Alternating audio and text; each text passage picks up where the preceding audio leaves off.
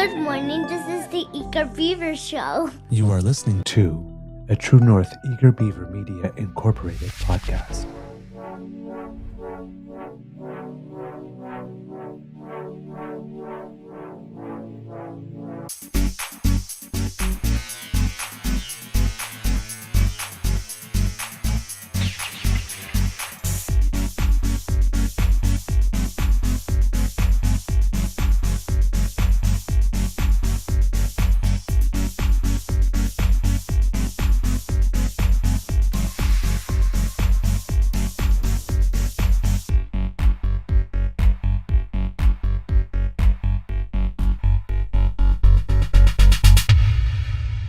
True North Eager Beaver podcasts are proudly brought to you by our founding sponsors, the Miss V Mysteries from Corvid Moon Publishing, your source for science fiction, fantasy, and cozy mysteries featuring a broad diversity of characters.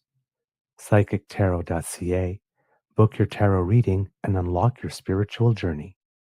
And the Pepper Master, hot pepper sauces made from farm-fresh ingredients to thrill your taste buds and expand your mind.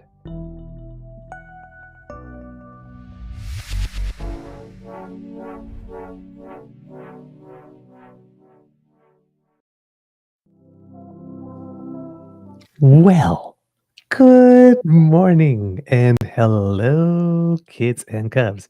Hey, DAMFAM, and welcome to Season 5 and episode number 726 of the Daily Beaver Morning Show. Always 100% Canadian. Today, recording day is Thursday, August 28th, 2025, for broadcast on Monday, September 1st, Labor Day 2025. And kids and cubs, as promised, I promised it to you on Thursday morning show. We have Mr. Grizzly in the house. We got him out of the den, brought him back to the lodge. So I'm very, very, very happy about that. I am your host, the Eager Beaver, pronouns he, him, hey, Mr. Beaver A. And with me, as always, is my good friend, Mr. Grizzly. Big thank you goes to our podcast founding sponsors, the Pepper Master, the Miss V Mysteries from Corvid Moon Publishing, and PsychicTarot.ca. You might have heard Lola making some noise back there. So she says hello as well to everyone, I am sure. I do not know what the weather is on Monday. Right now, we finally have some rain. Hallelujah. Although it did rain out my tennis match. So probably no chance of finishing second in this section of the ladder now because there won't be any time to fit the game in. So, but hey, we had it scheduled and I was ready and willing to play. So that's what matters. Just wish I could have played. But Mr. Grizzly, how's your mental health today, sir? I'm doing pretty freaking good today, actually. I like to hear that. Yeah, well, I like to say it, and here's the weird part. I, by all measures, I shouldn't be. Oh? Well, I took Lola out for a walk around, I don't know what time. We went out around 4 o'clock, I think. I got home and I got home a little bit later than normal because I was writing an exam that went till about 1:40, so I didn't get home, and I missed the 1:45 train, so Right. yeah, I didn't get home till almost 3 o'clock, 2:45, I guess, by the time I got home. So got in, sat down, had a bite to eat. The lettuce I put on my sandwich did not agree with me. See, because I have allergies to many raw vegetables, even iceberg lettuce, which should be, it's basically water, right? But no, Right. it upset my stomach. So I took some ginger chews and that helped. And then Lola's looking at me. I'm like, all right, let's go, sweetheart. We'll go. So we get out and I took her around and we saw some friends. She saw a couple people who were happy to see her. And it started to rain. So I'm like, okay, we'll run over and do an inspection. Now, an inspection is when we go to the patio at Lieutenant's Pump and she inspects the pump and then we sit there. And sometimes I'll have a beer. Sometimes we'll just do a short inspection. She'll say hi to all the staff and people come out and say, greet her. There's nobody there, but it was raining. So I'm like, okay, I'll sit and I'll have a beer. It's like 4:30 on a Thursday and it's raining and I'm under the cover. Right. So the rain stops and she's getting a little antsy. So I finish my beer. I'm like, all right, let's go. So we get out and we start walking. Rain has stopped. It's all good, right? We walk way up Elgin Street and we get to Place Belle, or 160 Elgin, for those of Right. you who might not be familiar with the former name of that building. And I turn left and we start walking down the street and I go, oh, that's right, Metcalf Plaza is open. And I can see that there's the staff is there, the gates are open. Fantastic. I've not been yet. It only opened a couple of weeks ago. Okay. In a location there where there's a building there that they tore down a bunch of years ago. It's been a vacant lot for, my goodness, it must be 8 or 9 years at least. Mm-hmm. Anyway, our night mayor, along with the city, in conjunction with a company out of Montreal who does this sort of thing, and an Ottawa promotions company, got together and they built they called it Metcalf Plaza. So it's this wooden deck. They have a bar, they have a restaurant, they have a DJ with a stage, they have go huts because it's outdoors. It's an outdoor venue. It's all lit up and strung up. And I was talking to the staff, and there's like, yeah, unfortunately, it's a light drizzle, so it doesn't bother me, doesn't bother Lola. I'm like, yeah, what the heck? I'll have a beer. And I start talking, everybody having a great time, and I'm like, I really want to see this when it's better weather, because it's been a great summer for outdoor patios because we've had so little rain this Right. July and August. July we had a few rainy days here and there, but not a lot. August up until now, Right. it's been drought. Like South Nation River is at the lowest levels it's been at in forever, right? Ottawa River is very low. So anyway, we're hanging out, we're having a good time, having a beer, and Lola's meeting all the people, and I'm chatting up the staff a little bit harder. And I go, you know what? I got to get home. I got to get home at 5. It's 4:30 right now. I should get rolling. They're like, yeah, okay. So I take a sip out of my beer. I go, whatever's left, don't worry about it. I got to go. I'm going to take her home. We walk across the street and it starts to rain hard. So we stay at 160 Elgin on the Metcalf side. And we get down and we stop and I wait. And I'm like, okay, we can't wait forever. So I run over to the farm boy and we wait underneath the awning in front of the wine store. And Lola's looking at me like she wants to get home. I'm like, all right. It starts raining harder. And she's looking at me and I'm like, well, I'll try and find places where you can walk where it's dry, because she doesn't like hard rain. Drizzle doesn't bother her. Snow is nothing to enjoy it. And somebody said to me, it's because it hurts their ears. Uh-huh. Okay, I'll buy that. I don't know. I'm not a dog, so how would I know? Right. Some dogs don't mind the rain, but apparently most bigger dogs do not like rain. Okay. Well, except for Newfoundlanders. Right. Because They don't what care. choice have you got? They don't care about rain. They don't care about weather, Newfoundlanders. They don't give a damn about weather. They'll dive into Arctic waters to save their people. Yeah. So, yeah, we finally get home, and then I texted you, and I'm like, I'm going to be a little bit.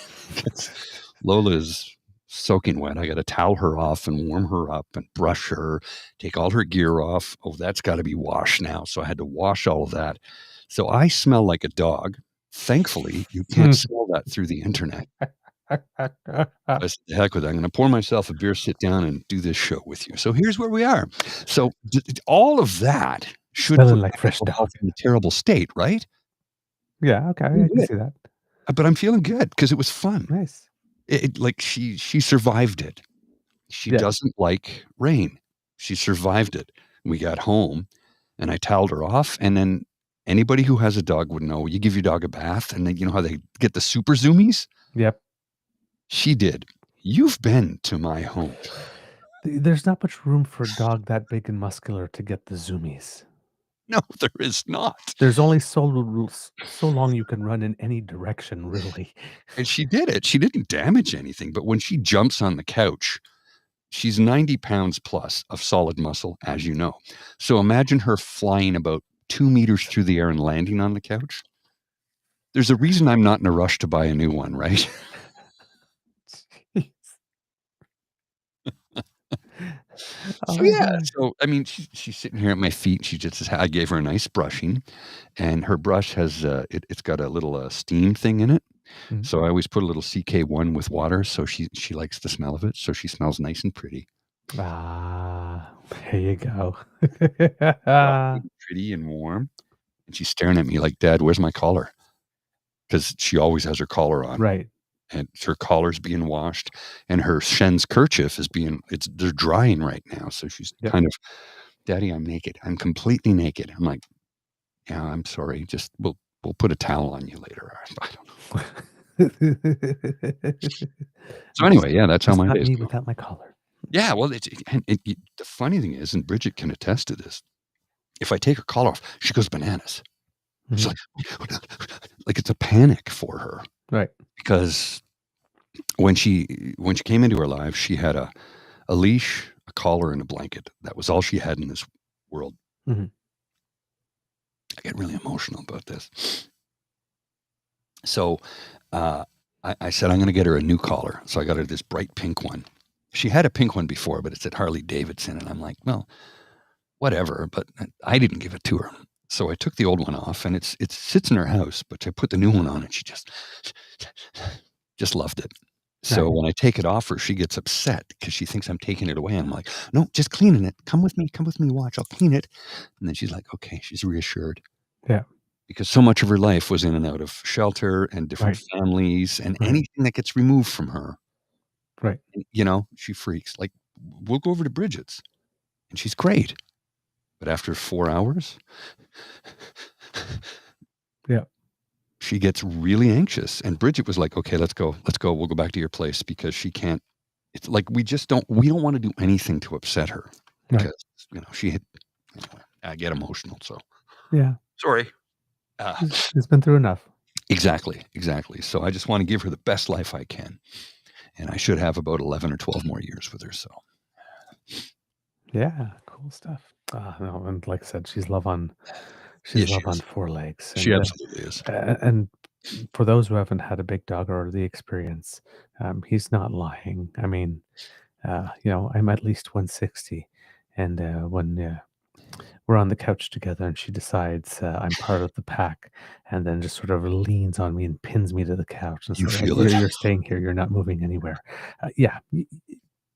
You're not going anywhere. She's about 95 pounds right now. So yeah, she's a solid gal. Yep. Oh man. All right, Mr. Grizzly.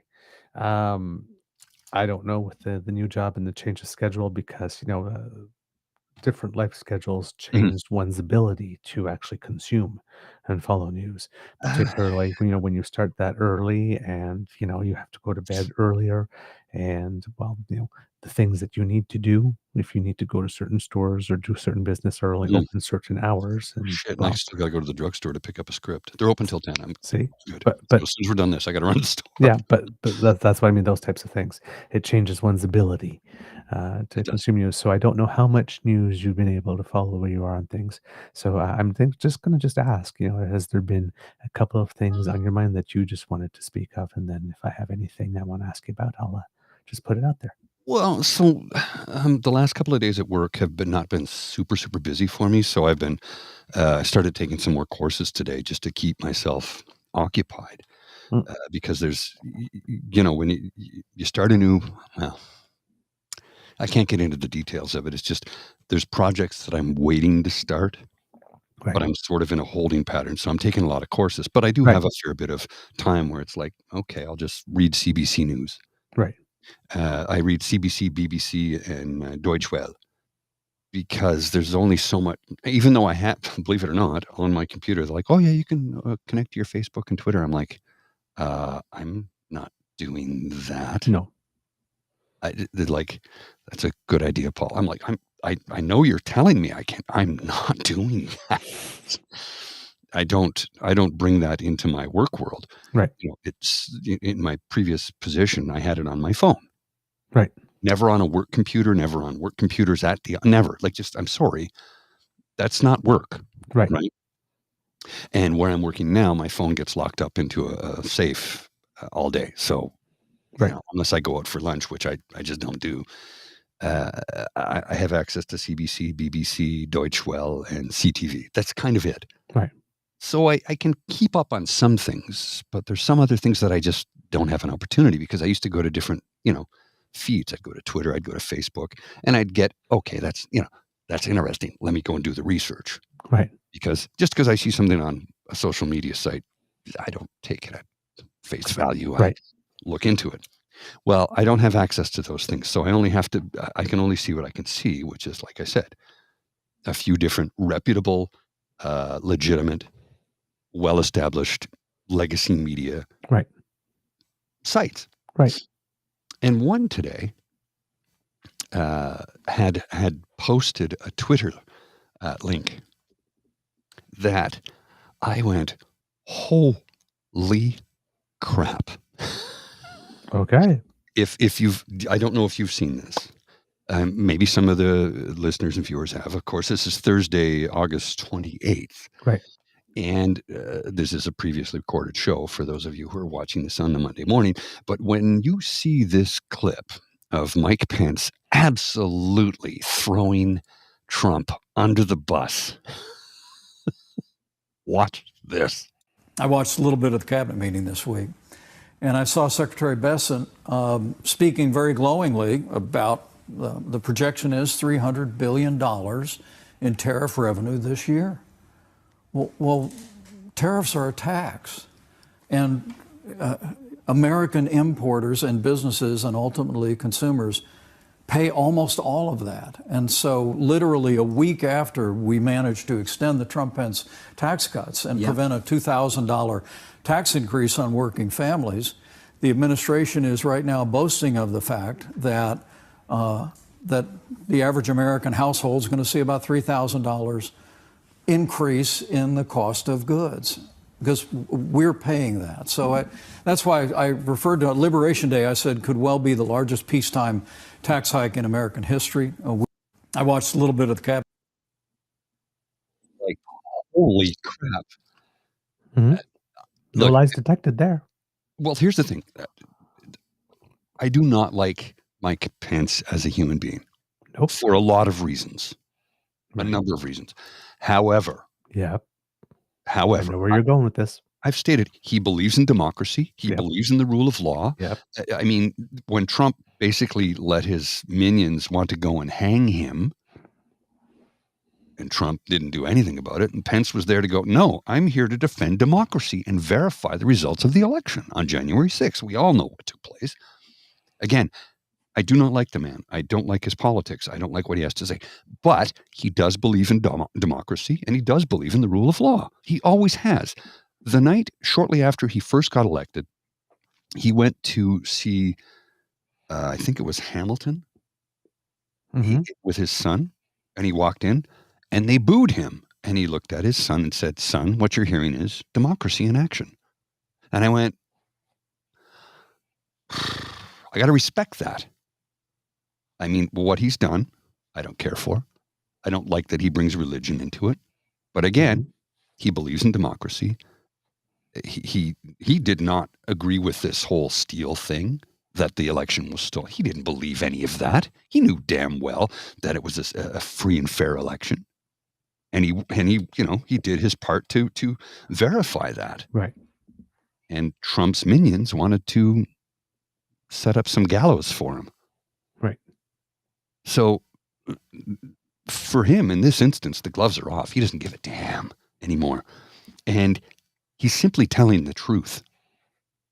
This is not hyperbole. This is not exaggeration. He's telling the truth. Yeah. Yeah, sure. You're bragging about all this money that American taxpayers are paying. Yeah. It's a tax. It's the largest tax increase on the American public in a non-wartime situation. Yep. Indeed. It's the classic taking with one, giving with one hand. Here's the tax cuts. And then, oh, great. And then taking away with the other. Here's $2,000 in tax cuts. Oh, no, it's going to cost you $3,000. Yep. So you're actually losing $1,000. Yeah. And the conservatives up here propose similar things. Hey, we're going to campaign on a tax cut. We're going to give a 2.5% tax cut, but you're going to lose your child care. Whoa. Hang on. Wait a minute, but that 2% tax cut is going to save me like $1,200 a year, and the child care saves me $5,000. Isn't that a great deal? Let me do the math here on this. Now, I'm not a mathematical genius, but that sounds like I'm losing. It's because you are. I was watching Good Will Hunting last night, so I'm really mathy right now in my head, even though I'm not good at it. I can tell that is a losing situation. Yep. But that's the classic giving with one hand and taking with another, and only talking about what's being given, but never talking about what's being taken. Why would they? It's a classic conservative move. Oh yeah, it's par for the course. Yep. My goodness. Indeed. Only look at one side of the ledger. Well, It's the same thing with the climate change one, right? It's going to cost Over us there. so much to do this, but they don't do the cost of, okay, yes, we're losing X jobs, but we're gaining these jobs. We're not doing this anymore, but we're doing this. We're not using these materials, but now we have to use these materials. There's a whole under industry, but they only talk about the stuff that you lose. They never talk about what you gain. I was talking with a friend of mine last week who has had a very long career in the IT industry. And we'll leave it at that. I don't want to give anything away. But we had a conversation, and he says, I watch your show. I'm like, you do? He goes, yeah, absolutely. And his wife is a social worker. So he, who is a very high income earner and has been for a very long time, is completely 100% on board with the UBI. Right. And had his wife not been a social worker, he'd still be on board with it. Mm-hmm. But she helped, because he's watched the show with her and explained some of the things that, he's not necessarily privy to, because he's, his operational endeavors on a daily basis are concerned with something completely different, right? And he worked insane hours and traveled all over the world for a long time. Anyway, he said one of the things he said about it is, without a UBI, people are going to die in the next 10 years. Mm-hmm. Actually, even less than that. And I said, well, there's jobs that exist right now that won't exist in 3 to 5. He goes, my job won't exist in 6 months. I'm like, what? He goes, yeah. He's no longer working for that company. He says, because the job in 6 months won't exist. Right. So they packaged me out. I'm like, holy crap. He goes, there are so many jobs that will not exist for human beings to do in the next 3 years. Right. And if we do not have a UBI, we're going to have big problems. And, in America right now, they got big problems because they just deported all the people who did all the jobs that the average American wouldn't do because they didn't want to work for less than minimum wage. And now they're getting upset because the food is rotting anyway. Yep. What I'm getting at, as I've said a million times before, and I'm going to say it again, I haven't been on the show in a while, so without a UBI, we're all in deep shit. Right. And I mean all of us. And even those of us who are gainfully employed are in deep shit. Right. Because...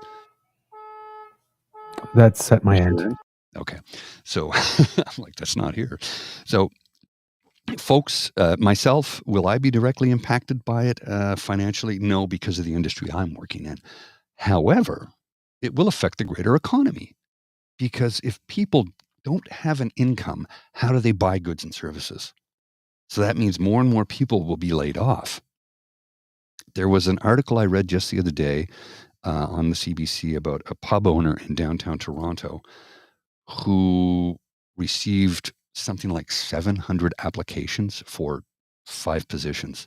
He's like, I want to be able to help all these people, but I simply can't do it. Because 700 for 5 positions. Because something funny is going on right now. I'm like, yeah, jobs are being eliminated for the, bottom line. Well, the bottom line isn't going to work out too well when eventually we discover that, there's nobody to buy the products. Right. That's the people who play Monopoly for real. Forget you have to leave enough. Yeah. You can't take it all. You have to leave enough for the wheels to keep greasing, or else it's going to come back and bite you at some point. Well, there is a limit to greed. It's like it falls completely in line with Pierre Poilievre's statement at the start of the pandemic. We're conservatives. We don't believe in these big government programs. We'll give you a tax cut. I don't have an income. How does a tax cut help me? Right. Right. That's what I mean. It's not governance for all Canadians. No, it's governance for those of us who are wealthy, and I Exactly. ain't one of them. Yeah. So no, I agree with what you said there. About Mike Pence, same thing. Don't particularly like the guy. I have a whole other slew of reasons. I'm on board with those same reasons you are. I know. I am. I've heard what he said Yeah, and seen what he's done. but you're right when it comes to those at certain key critical moments, he did make the right decision, and Yes. in this case, he is indeed telling the truth. A lot of people are trying to get the message through. Hopefully, the hope is if you have more conservatives or people on that side of the spectrum saying it, people will be more likely to believe it. But we know how it works in Trump world. It doesn't matter whether or not you've been a conservative, dyed in the wool for 50 years, or whether or not you are a liberal. As soon as you say something that contradicts his version of reality, the one he wants you to buy into, you're nasty, and it's, Yeah, that's where all the there's problems something wrong with you, and right. Yeah. So, I mean, how many of the people who really need to hear this, are listening to Mike Pence. On the other side, though, however, those who, because we are hearing more and more of them, those who were Trump voters who have decided that they don't like what they're getting and they probably won't vote Republican again. Yes, one would think. they might hear Mike Pence say, "Well, this is another conservative that I know to be conservative, even though like he double crossed Trump or whatnot like this." But it's like in this case here, yeah, I don't think he's lying, and and if they hear a couple of others, that's sort of like, it creates a permission structure. Yes. But it's not going to be for those who are like, who are still buying all the merchandise, whatnot. It would be for the people who voted for him, for example, because they wanted food prices lowered and they were desperate. And they voted for the guy who was saying that, and it didn't happen. And now they're not going to vote for them anymore. I was hearing about like in the last federal election in the United States, when we got the numbers, it was surprising the number who did vote for the Republicans this time of people who identified as Latino and Black, particularly the men. You're voting against your own best interest, right? But I need lower egg prices. Yeah, but you're going to be the first one to be shipped out of here. I mean, when Trump spouts on how he wants to remove the citizenship of people who were born in the country because he disagreed. Rosie O'Donnell is an example. A white woman who he's had an issue with for 35 years, if not longer. A white woman who moved to Ireland because she's like, screw this, I'm out of here. Mm-hmm. And I understand. And I'm not a big fan of hers. She's done a lot of things I don't particularly care for or agree with. However, when it comes to her and Donald Trump, I'm on her side. Oh, yeah. Because he's just human garbage. But he's trying to revoke her citizenship. A natural born, what is she, third generation American citizen? Or second? She must be second because she's able to get her Irish passport. So she must be second generation. So that means that would mean her grandparents were born in Ireland, which means she could get her Irish passport that way. So a second generation American born citizen who's lived their whole life up until now in the United States, made all their money in the United States, paid a lot of taxes in the United States. Mm-hmm. I don't like what she has to say. Take her citizenship away. That's not democracy. No. That's a dictatorship. Yep. The poll that I was talking about is called ICIS Data for Progress. They surveyed over 1,600 Latino voters nationwide, and basically the poll indicated that they're exasperated with both Republicans and Democrats, and the usual campaign playbook isn't reaching them. This is according to MSNBC. According to the poll's top lines, only 34% of Latino voters approve of Trump's handling of the economy, while 63% disapprove. That's a net negative of 29 points. And even among those who once viewed Trump as a strong economic leader, cracks are beginning to appear. 19% said they used to think he was a good businessman, but no longer do. So that's, nearly Good. 1 in 5. It's good. When asked which party they trust more to handle the cost of living issues, 13% said neither, and only 33% said they trust Democrats much more. The poll points to a clear conclusion. Latino voters, especially those who don't feel tied to either party, are not fully aligned with Republicans or Democrats. They are skeptical, disillusioned, and tired of promises that never turn into results. So, and I mean, in the election 2024, Trump pulled nearly even with Kamala Harris among Latino voters. He won 48% to her 51%. And that in 2020, it was 36 to 61% against Joe Biden. So if you're wondering if there's something about the fact that he was running against a woman that may have changed certain votes. Yeah. Right? Because 61 to 36 versus 51 to 48 in just 4 years. I guess when he spent good part of his first 4 years separating babies from their parents. Which he was proud to do. Yeah. But I mean, it also indicates just how much, as the saying goes, it's the economy, stupid, in the United States. Right? Yes, I understand you're doing these to immigrants. I understand that you're calling the ICE teams in like this, but I still need to eat. Yeah. And you're promising that I can eat. You're not promising I can stay here, but I need to eat more than I need to stay here. I can find a way to hide or maybe find a way to, do whatever I need to stay here, but I still need to eat. So could you please lower? Right? We're getting to that point. Yeah. Right? When you're making these types of trade-offs as a voter. Oh yeah, absolutely. Right? So, according to the poll, Latino voters were clear about what specific economic relief they were seeking. And now look at these titles, like these line items, and then look at what's being done with the tariffs and everything. And wonder if these things are coming, lowering the cost of food and groceries. Well, if you like your morning coffee, that's gone up 50%. Yeah, because tariffs. From Brazil.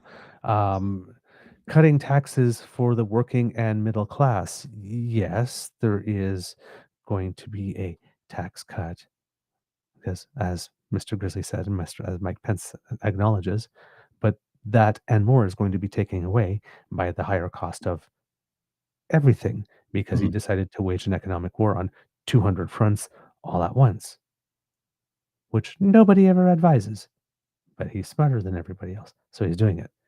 Increasing paying benefits, 7% want that. Well, if companies can't plan for the future and companies are having less people buy their stuff because people have less disposable income, then they don't have the money to actually give you the increased wages that you deserve. If your wages were going to increase 2.5%, they might increase only 1.6% now, if at all. And you might have to be doing extra work because the extra 3 or 4 staff that they were going to bring in over the course of the year to try and lighten the workload, well, they can't afford them now. Yeah, so now you're suffering. Yeah. Expanding access to affordable healthcare. There are already clinics that are closing because of the planned cuts to Medicaid. Because all those people where you live, particularly if you live in Republican counties, rural counties, because there's a lot of people among their neighbors who use Medicare. And since a lot of them are going to be losing a certain amount, the clinics in the areas can no longer stay open, which means though you voted for this guy and you didn't want to lose your clinic or your local hospital, congratulations, you have, because you wanted those people to suffer. But that was the base that was keeping the hospital open. And one you're you use. suffering now too. Yeah. Well, So, but that's what, like, these are all the things that they say they want, right? And we're not even a full. Are we a full? No, God, I don't even. It's a two-party system. It's a joke. I know, but it's like we're not even through the first full year of him yet, are we? God damn. Yeah. So, No, we're what, 8 months in? 9 yeah. months in? 8 So, months. What am I yeah, saying? exactly. And you already have 1 in 5 of the Latino voters, 1 in 5 of that 48% Mhm. that voted for him that are saying, I am definitely not going to vote Republican again. Well, That's going to, no wonder they're trying to gerrymander the map in Texas. they have to. They have no choice. They have no choice. And it's not like they're making fans with independents at the moment. Well, I got into it the other day with somebody who insisted that Elections Canada gerrymandered the Nepean Carleton riding and added more Liberals to it. And I'm like, okay, first off, gerrymandering is not a thing in Canada. It does not exist in this country. Elections Canada redraws riding maps when the Every 10 population grows. They do it. Census. They look at it every few years and go, okay, we need to expand this riding because that, whatever. Yeah, And every 10 years after the census numbers come out. right. And in the case of Nepean Carleton, they actually enlarged the riding in favor of Pierre Poilievre and Yes. added more conservatives to the riding. Because it expanded in the direction of more rural. Number one. And number two, I didn't make that up. I heard that directly from it was on Power and Politics Mhm. from a former conservative campaign manager who Delory. said what was his name? I think it was Fred Delory. Yes, it was Fred Delory. Yep. Thank you. Who said this favors Pierre Poilievre. It's a larger conservative riding now, and he Yep. still lost. Yep. So I said, first off, gerrymandering is not a thing in Canada. Number one. Number two, Elections Canada redraws periodically as required. And number three, it did it in his favor, and he lost. He Yep. lost because he didn't do anything for his constituents and hasn't for a decade. In the last 3 years, all he's done is parade around the country trying to become elected prime minister, which again is not a position you can ever run for in this country. Sorry, I get wound up about that because he continues to say, I want to be the next prime minister. I'm like, He okay, never that's fine, removed but it from his Twitter feed the entire time he was campaigning in Battle River Crowfoot. no kidding. No kidding. And you saw the shenanigans that took place with the write-in ballot. Write the name like this, Pierre Poilievre. Like, excuse me? I don't think that's allowed, actually. And then they put in very fine font in the same color as the background. Yes. A slightly different shade, paid for by the Conservative Party of Canada. I'm like, Yep. Yep. The too cute by half thing. And with him, I would be very careful about that type of thing because he does have a compliance. Right. He does have a compliance agreement. Which, for those who are not familiar, is another fancy term in electoral law for deferred prosecution agreement. Yeah. For those of you who don't know, he should actually have done prison time, but he worked out an agreement with them. Now, something else I want to share with you. I don't know if he would have done prison time for those infractions. Well, you're right. Probably not. But he might have. But he would have a record. He'd have a record. He'd never get his security clearance, which means he could never become prime minister. Well, in my books, if you can't pass clearance, I don't think you have the right to be in that position. No. And it seems to me that if you're the type of person that does funny business with an election so much that you wind up with a compliance order, probably you shouldn't be prime minister. Yeah, I don't think you should be prime minister or leader of a party or even in politics anymore. That's just me, though. That's just me. My standards might be too high for 2025. I want to share one other clip with you because this goes back to. I'm going to bring it back to Trump, and we went on about Poilievre for a bit because he's Maple MAGA, and there's no denying that he's Maple MAGA. But I want to show this, and I'm going to bring it back to Trump, but in a very roundabout, somewhat abstract way. This is a clip.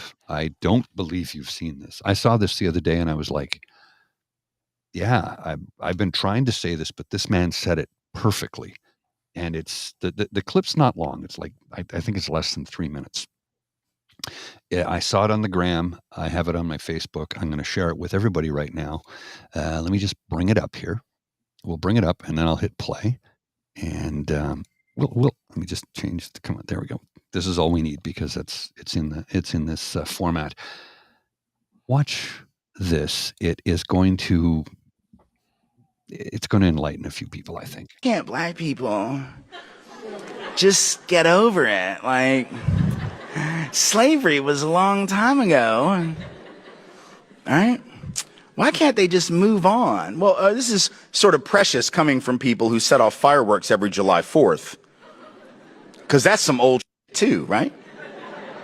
Like Independence Day, that didn't happen last week, right? We didn't break away from the British last Thursday. That's some old shit. But we're still celebrating that. So when it's stuff that makes us feel good, we love it. When it's stuff that makes us feel better than others, superior, like we're the greatest people in the greatest country ever struck off from the forehead of God Almighty, oh, we'll remember that forever. We just don't like the stuff that brings us up a little short, makes us look a little less than superior, maybe not quite as good as we'd like to believe. If you don't understand why the past affects the present, particularly around issues like enslavement, putting aside the inheritance of wealth and the lack thereof, part of which is certainly an explanation for why currently the median white wealth is 15 times the median African-American wealth and 11 to 12 times the median Latino wealth. Certainly that has something to do with history, who had access to resources and who didn't. But putting aside that, let's just understand something. The only reason Donald Trump is president right now is because of a little thing called the Electoral College, which was put in place by folks. See, we got this revisionist history that we've been spinning for the last couple of months about the Electoral College. Oh, it was put in there to prevent tyranny. For real, you think? Do you really think that? Because I don't think that. Right? That might have been one of the things that folks were concerned about, but it was also put in because folks like the folks in Virginia, in the bigger slaveholding states, right, didn't want direct democracy or anything even remotely like it because it would have hurt them, because so much of their population was not enfranchised, right? So much of their population in some areas, 40% or over half of the people in some of those slaveholding states were what? Disenfranchised, counted as 3/5 of a human being, not considered people. And if you had anything remotely resembling direct democracy, those states would have been harmed by that. So in fact, the Electoral College was in part a compromise with slaveholding states, states who were dependent upon enslavement as a mechanism of economic development so as to improve their political position vis-a-vis non-slaveholding states. Mm-hmm. So if you don't understand how slavery, because this is the point, right? Even if you don't think racism was key to Donald Trump's own campaign, which, suggests to me that you might have been asleep for the last several months, even if you believe that, understand that racism in the 1700s, white supremacy embedded in the structure of the country at the founding of the country is most definitely implicated in his election, because without the obeisance to the Electoral College, without that compromise, we know he would not be president right now. So that is why we have to think about the past, and that is why the past affects the present. See, mm-hmm. And again, no lies detected. Not a single one. Not a single one. Again, he summed it up in a way I wish I could. I could say it with as much passion, but I couldn't come up with it in such a succinct manner. Right. I saw another video the other day. I don't have it with me, but I'll try and dig it up for you and send it to you at some point, where it was the same gentleman talking about why they don't have universal health care in the United States of America. Mm. Do you know why that is? Why is that? Racism. No way. Yeah, you see, us white, well-to-do and middle-class people can't allow those who we feel are beneath us to access health care. Because if they have health care, they'll be able to have healthy children and healthy families. And you see where I'm going with this. They'll be able to eventually, maybe, take over. And that's completely the root of it all. Why do you think they're banning abortion? So that they can have more white babies. Oh, yes. And why do you think they won't provide health care services to the folks who aren't well-to-do? Because more of them are not white and they want fewer non-white babies.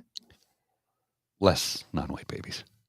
Fewer. Yeah, you said it. Sorry, I got my brain sometimes. That's okay. Yeah, you're right. That's what it was. And I can't remember if it was the same gentleman or not. This is a professor. But it was summed up in like a 3-minute clip. And I'm like, now, of course, you'll get some pundit somewhere who argue, well, I'm like, If you want to get and pick apart every little thing, sure. But here's the thing: the folks who say these things are well researched. Mhm. And they will come out and hit back with you. And it will be that scene from Good Will Hunting when he's in the bar. Hmm. You know the scene I'm talking Mhm, about. mhm. Yes, I do. Yes, I And do. he goes, here's the thing. 20 years from now, you realize you dropped $150,000 on an education that you could have got for $1.50 in late fees at the public library. It's one of my favorite movies of all time because it's so well written. It's so well done. And I can't believe it's almost 30 years old. Yeah, indeed. But no, I like what you say there because that professor did find a way to make the point about hereditary rights and how the past does impact the future. Um, Why can't you like get this over it? but within a putting it in like in a today vernacular context, but making that argument like frequently when I hear this argument being made, it's an argument that's like developed over 10, 12 minutes, 8 minutes, it was very like this, and this was just like zoom right into the point, make it hit, and then walk out. And I was like, oh, okay, yeah, this is very well done. That was a 3-minute video clip. Yep. And He that's what packed a lot of content. Yeah. In 3 minutes. That's 3 minutes. I don't know how long the actual entire speech was, but a 3-minute clip knocks it out of the damn park. Yep. Indeed. Yeah. Why can't you get over it? Really? Why can't you? Why are you still celebrating July 4th? Yeah, Like, exactly. yeah, good point. Yeah. All right. And did you have something else, sir? I believe you had 3 things. There was I wanted to, well, we started to touch on Pierre Poilievre. Yes. But I was gonna go into the Greenland thing. Mm. I don't know if you've read about how the ambassador from Greenland. Yes. You know about this then. So Yes. he's calling in people to find out that the Trump organization administration is trying to influence individuals in the government and individuals in the know and influential people to try and get them to basically hand over their country to him is what it boils down to. Yep. Effectively. I had the clip. I don't know what happened to it. Yeah. See if I can pull it up here. But this is Here it is. Denmark has summoned the Yep. U.S. diplomat after reports that the U.S. were illegally conducting covert influence operations in Greenland. This is how the U.S. treats an ally. Mm-hmm. And there's a lot of people that are looking at this and says, bet you that's happening right now in Canada. Mm-hmm. Oh, again. Well, I believe it's happening in Alberta. Didn't he offer them $500 million or something like that? Well, I don't know who did, but the people within the administration allegedly, according to Black Cowboy Hat or whatever his name is, said like $500 million in $500 million in loans and stuff like that would be made available. Like this, and we had a good laugh over that because like that would be enough to start you off as an independent sovereign country that is landlocked and has no military or diplomatic corps. Yeah, you would become a vassal state very freaking quickly. And like not even like a gift of 500 million, like loans. It's a loan. So you have to pay it back. Now your oil is ours. So yeah, this thing with Greenland and got so bad that the ambassador got called in for a meeting. This in the diplomatic world, being called in for a meeting It's not good. It's really not good. It's a BFD. It's a really big deal. Yeah. For it to happen between allies. Yeah. Even more so. What?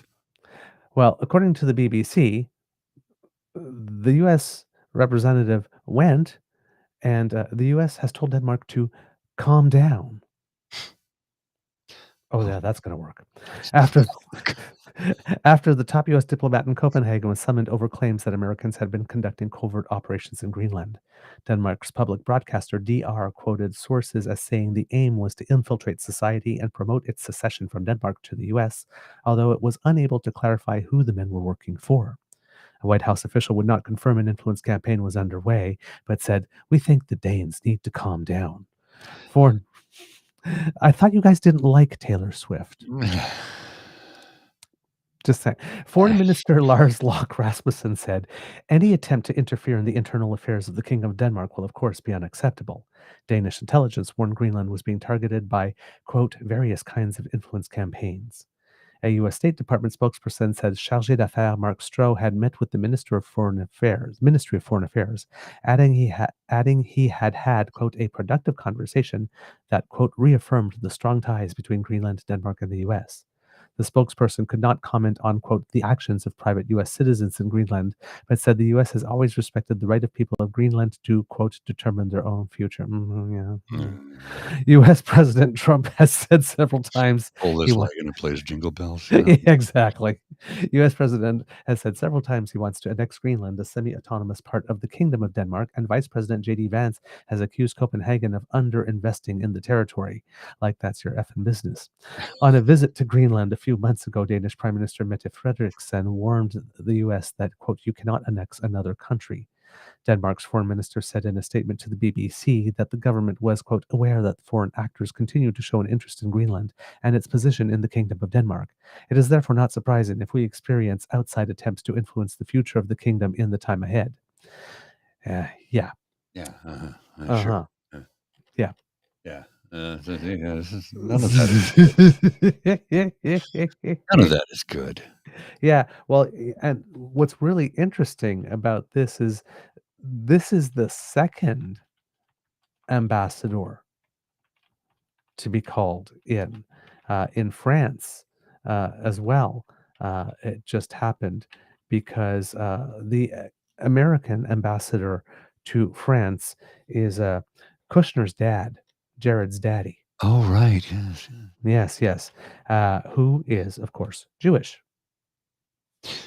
Macron recently was the first to come out, and then other nations joined him to say at the next, I'm not sure if it's UN General Assembly or Security Council meeting, not sure which one it is. I think it's US General Assembly, that France will officially recognize the state of Palestine. And other countries have decided to do so. Well, that's Canada. Yes, exactly. And it seems that, again, American ambassadors are not quite understanding that their purpose is to represent the view of the United States, but not to comment on how other nations in which they are a guest are decorating their house. Kind of like the U.S. ambassador to Canada telling us to, I'm going to not be so nasty. I'm going to step back. I mean. I'm just going to step back a bit. So France's foreign ministry summoned the U.S. ambassador to the country, Charles Kushner, on Sunday after he authored a letter accusing the French government of lack of sufficient action in confronting anti-Semitism.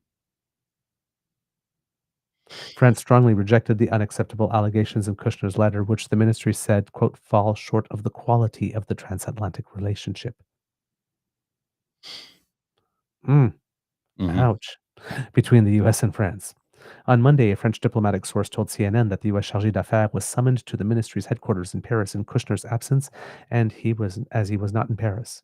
The source said the Chargé d'Affaires was told Kushner's letter was not acceptable either in form or substance, and it, quote, drew a conclusion that did not correspond to the reality of the resolute mobilization of France in the fight against the scourge of anti-Semitism. The U.S. diplomat was also told that the letter constituted an interference in the internal affairs of France, according to the source. Quote, the rise in anti-Semitic acts in France since October 7, 2023 is a reality that we deplore and to which the French authorities are fully committed, given the intolerability of these acts, the French Foreign Ministry said in its earlier statement. According to a copy of the letter shared with CNN by the U.S. Embassy, Kushner said that he wrote out of, quote, deep concern for the situation in France. Quote, anti-Semitism has long scarred French life, but it has exploded since Hamas's barbaric assault on October 7th, 2023, Kushner, who is Ivanka Trump's father-in-law, wrote. Since then, pro-Hamas extremists and radical activists have waged a campaign of intimidation and violence across Europe. The letter dated for Monday, August 25th, was issued to French President Emmanuel Macron. Kushner, who was confirmed to his post in May, urged Macron to enforce hate crime laws, quote, without exception, and to take more efforts to ensure the safety of the Jewish community. Quote, In France, not a day passes without Jews assaulted in the streets, synagogues, or schools defaced, or Jewish-owned businesses vandalized, he said.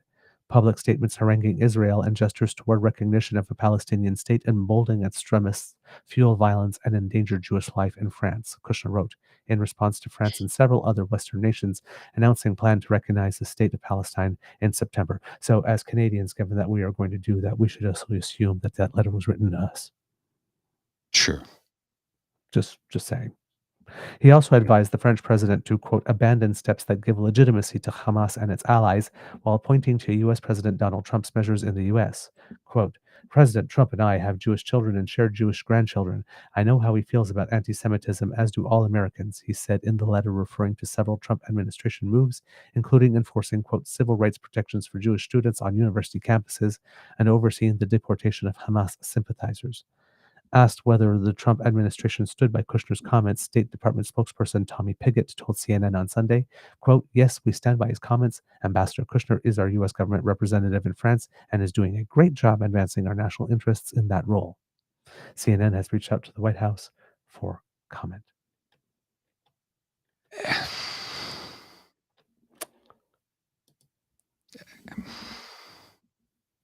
Two ambassadors within the space of a week called in because they're running their mouth about the internal affairs of the nations in which they are guests, and doing so in a manner that is rather unhelpful. It's very, very bad. They're breaking all of the diplomatic rules. I'm not trying to do ASMR. I'm just trying to play a part here. Yep. This is. I'm not going to say it's unprecedented, but it's unprecedented.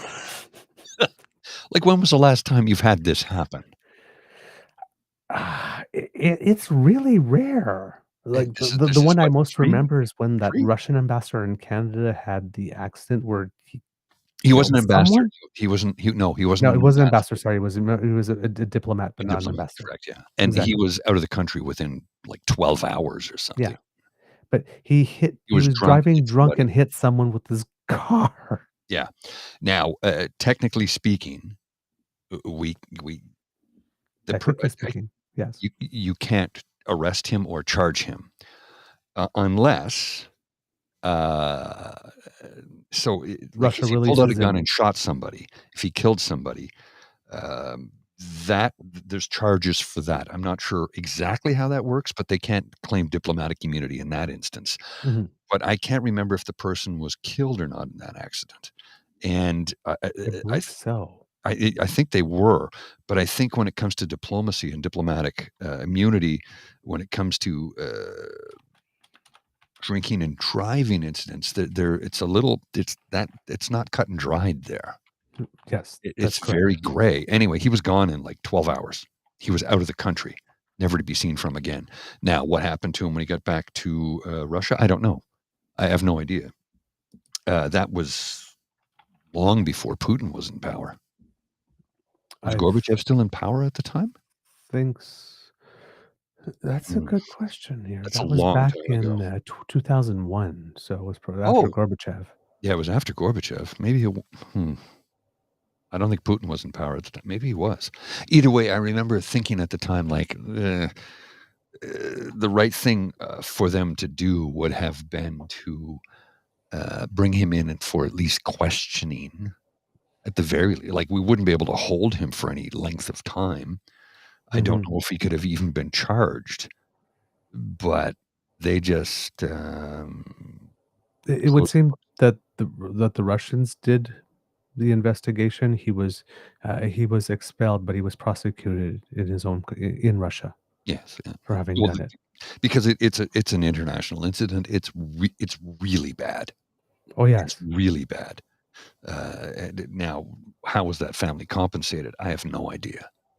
It'll never make up for the loss of their loved one, right? Yeah, indeed. Yeah, it was somebody died. It says fatal accident here, so indeed. It was, yeah, okay. Yeah, I remember when it all happened. It's 24 years ago, so I'm trying to remember all the details there. Yeah, indeed. But yeah, that's But yeah, that's the one like the one that comes to mind about somebody being called in, right? It usually has to be something really, Yeah, really, really really bad. bad. And in this instance, it's just like, what are you doing? Like, Yes, you can't be doing that. shut your cake hole. Yeah, really. Jeez. Oh my God. Bad. I gotta go, sir. Oh, okay. Yeah, but we started later than we planned Yep, because absolutely. but I do have to run. I'm assuming you have a few other things you wanted to discuss. If you wanted Yes. to keep Yes. rolling, okay. Okay, So, I'll do one or two more things. Yeah. I figured as much. I got to bail. Thanks everybody for joining. I do think about the DAMFAM every day. I do because I'll get home and I'll look at stuff and I'll read. I don't have time to watch the whole show because I go to bed very early. Yep. But I'll watch a bit of the show and look at the comments and see some of the chat, and it's like I miss everybody. I wish I could be there for you every day. Unfortunately, that's just not currently possible. But we had kicked around the idea of doing maybe Tuesday, Thursday, or a Monday, Wednesday sort of 3 p.m. live 30-minute thing. We can work it out over the course of the next few days. Or we could Figure do out what this we can do. regularly too. We could do once a this. week. Yeah, we could once or twice a week. We could just do a recording. I know people like the live thing, but also there's the aspect of we're still a morning show, right? Yes. So until unless we decide to ever move away from that, this works for me too. But yeah, anyway, I do miss everybody. I wish I could be there for you every day, but got to earn a living because I'm not getting younger and I have bills to pay. And I don't want to be a ward of the state. I'd like to be able to support myself as I get older. And I appreciate everybody who has been helping to support our channel. The people who have subscribed, the new subscribers, the people who have joined, become members, the folks who have sent money through us to us through coffee and emailed us money directly. Thank all of you. It really helps because despite the fact that I figured out ways to cut back on expenses, some of the software and some of the things that we use to produce this show have suddenly gotten, go figure, more expensive.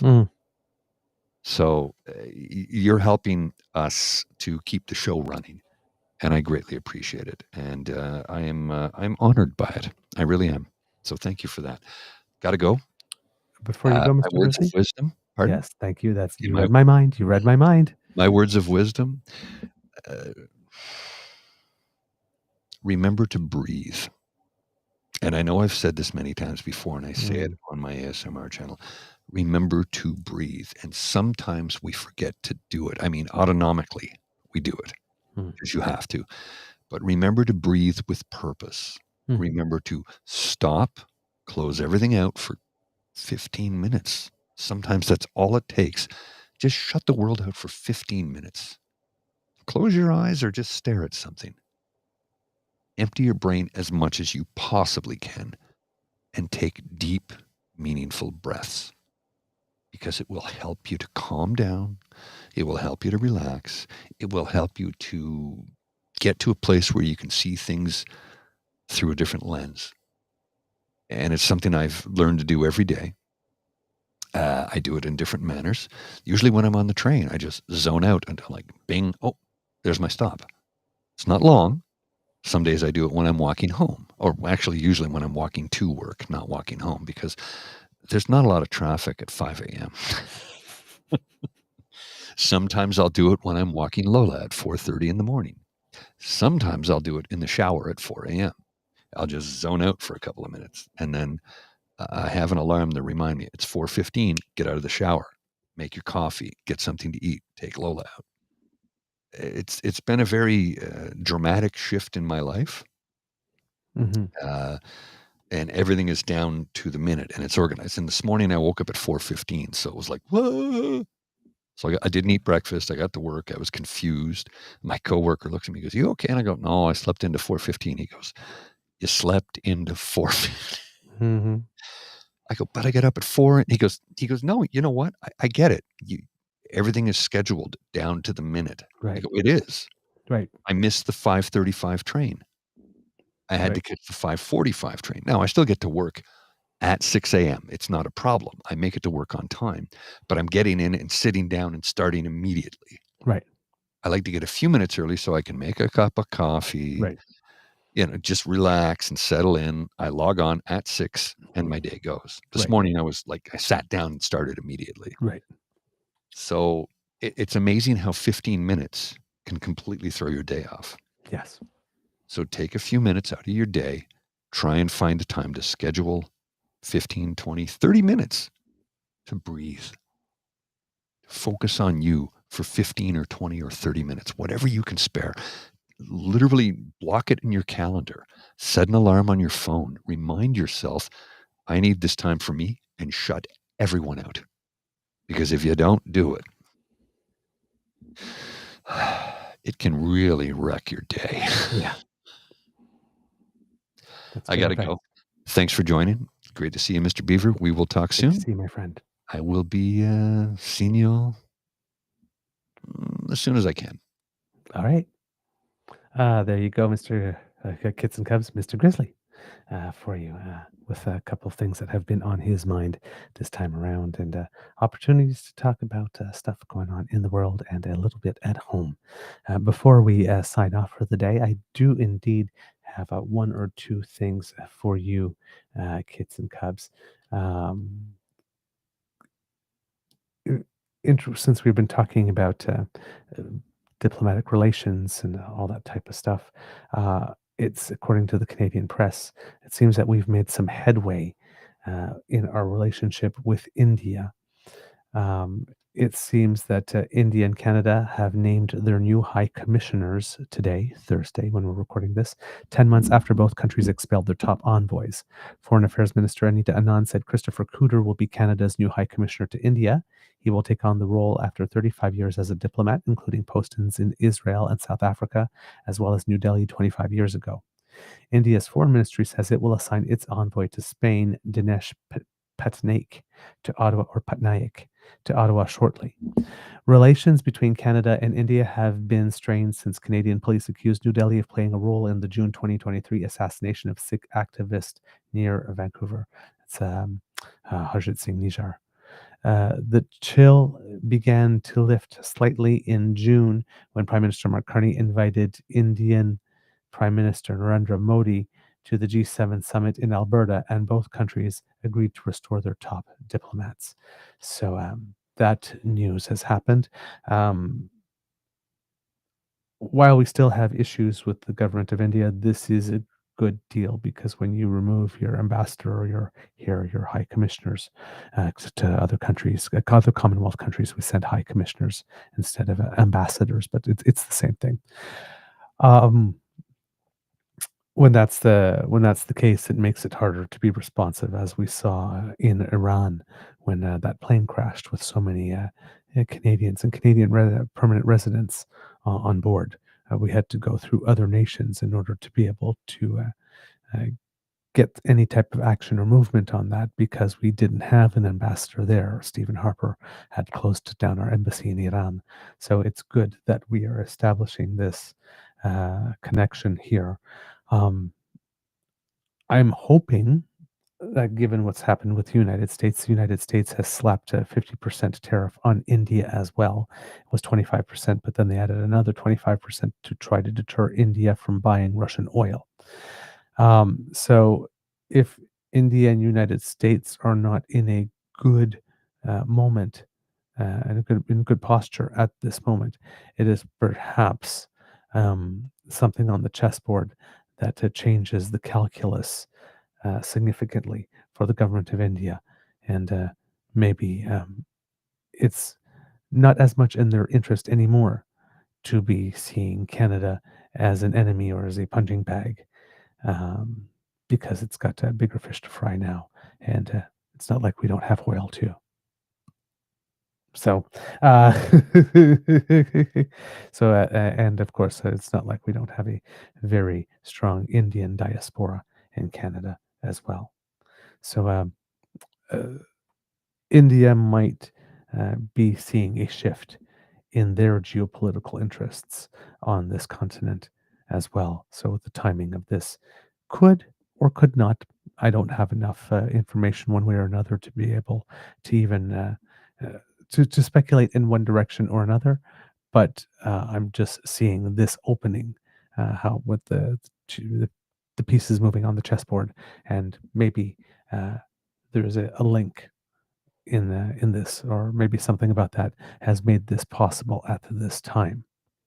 We will see, but at least we are in a position to be able to be talking to each other uh, at a higher diplomatic level, which is better than we had before, and which makes it so that if there are other issues that we need to address, we actually do have the team there to be able to do it.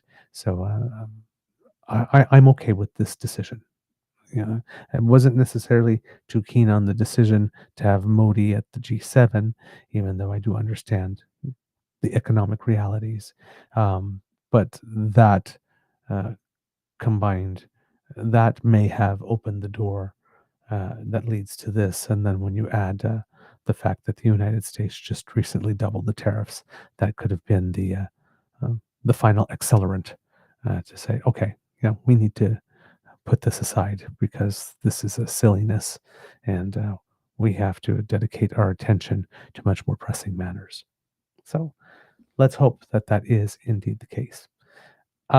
Another thing that I wanted to bring to your attention, kits and cubs, is based on something on the Thursday show. I referenced an issue of power and politics where a couple of the panelists were keeping things pretty real with regard to Pierre Poilievre's um,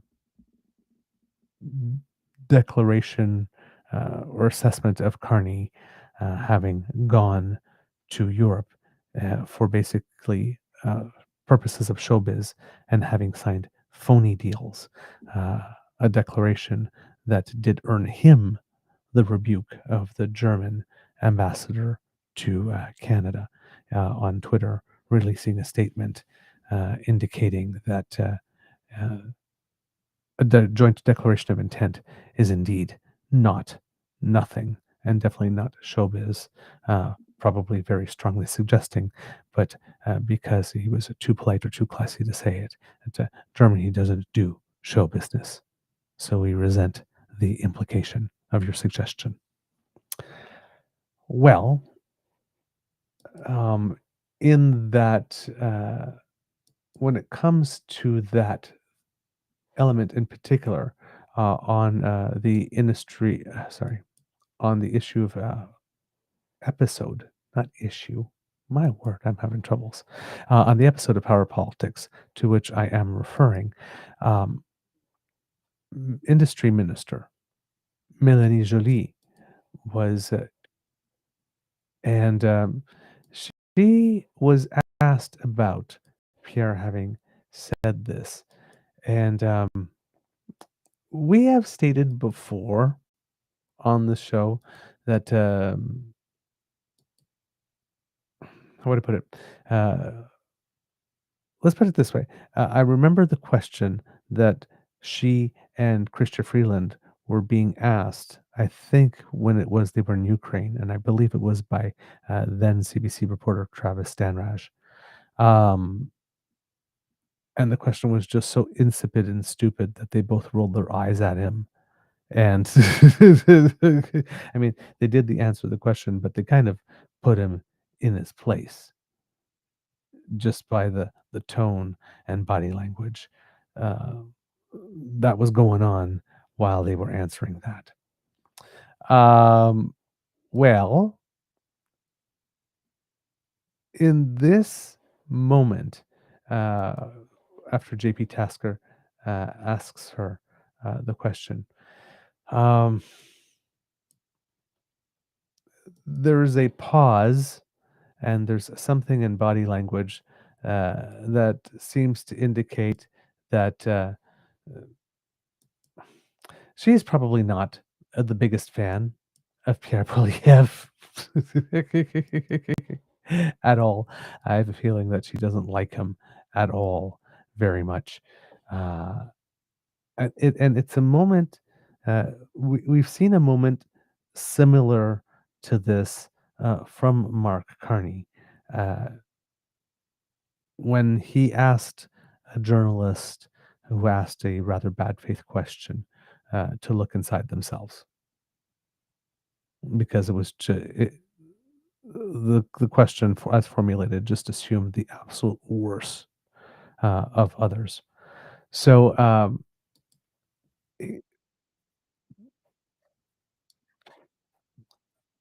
I think the thing started on its own, unfortunately, before I put the screen up.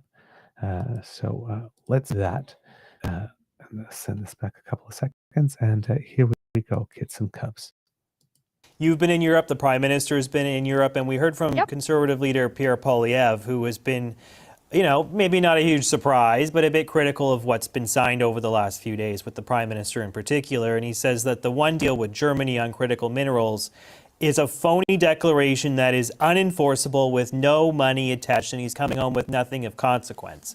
What's your defense of the government's agenda over there in Europe? What do you say to Mr. Poilievre? I think Mr. Poilievre needs to look at himself in the mirror. When he's describing what you just said, I think he's talking about his own policy. Why do you say that? Because ultimately, he, as the opposition leader, has been talking a lot, but with no action. Never did we hear him that we should get to 3.5% of defense budget.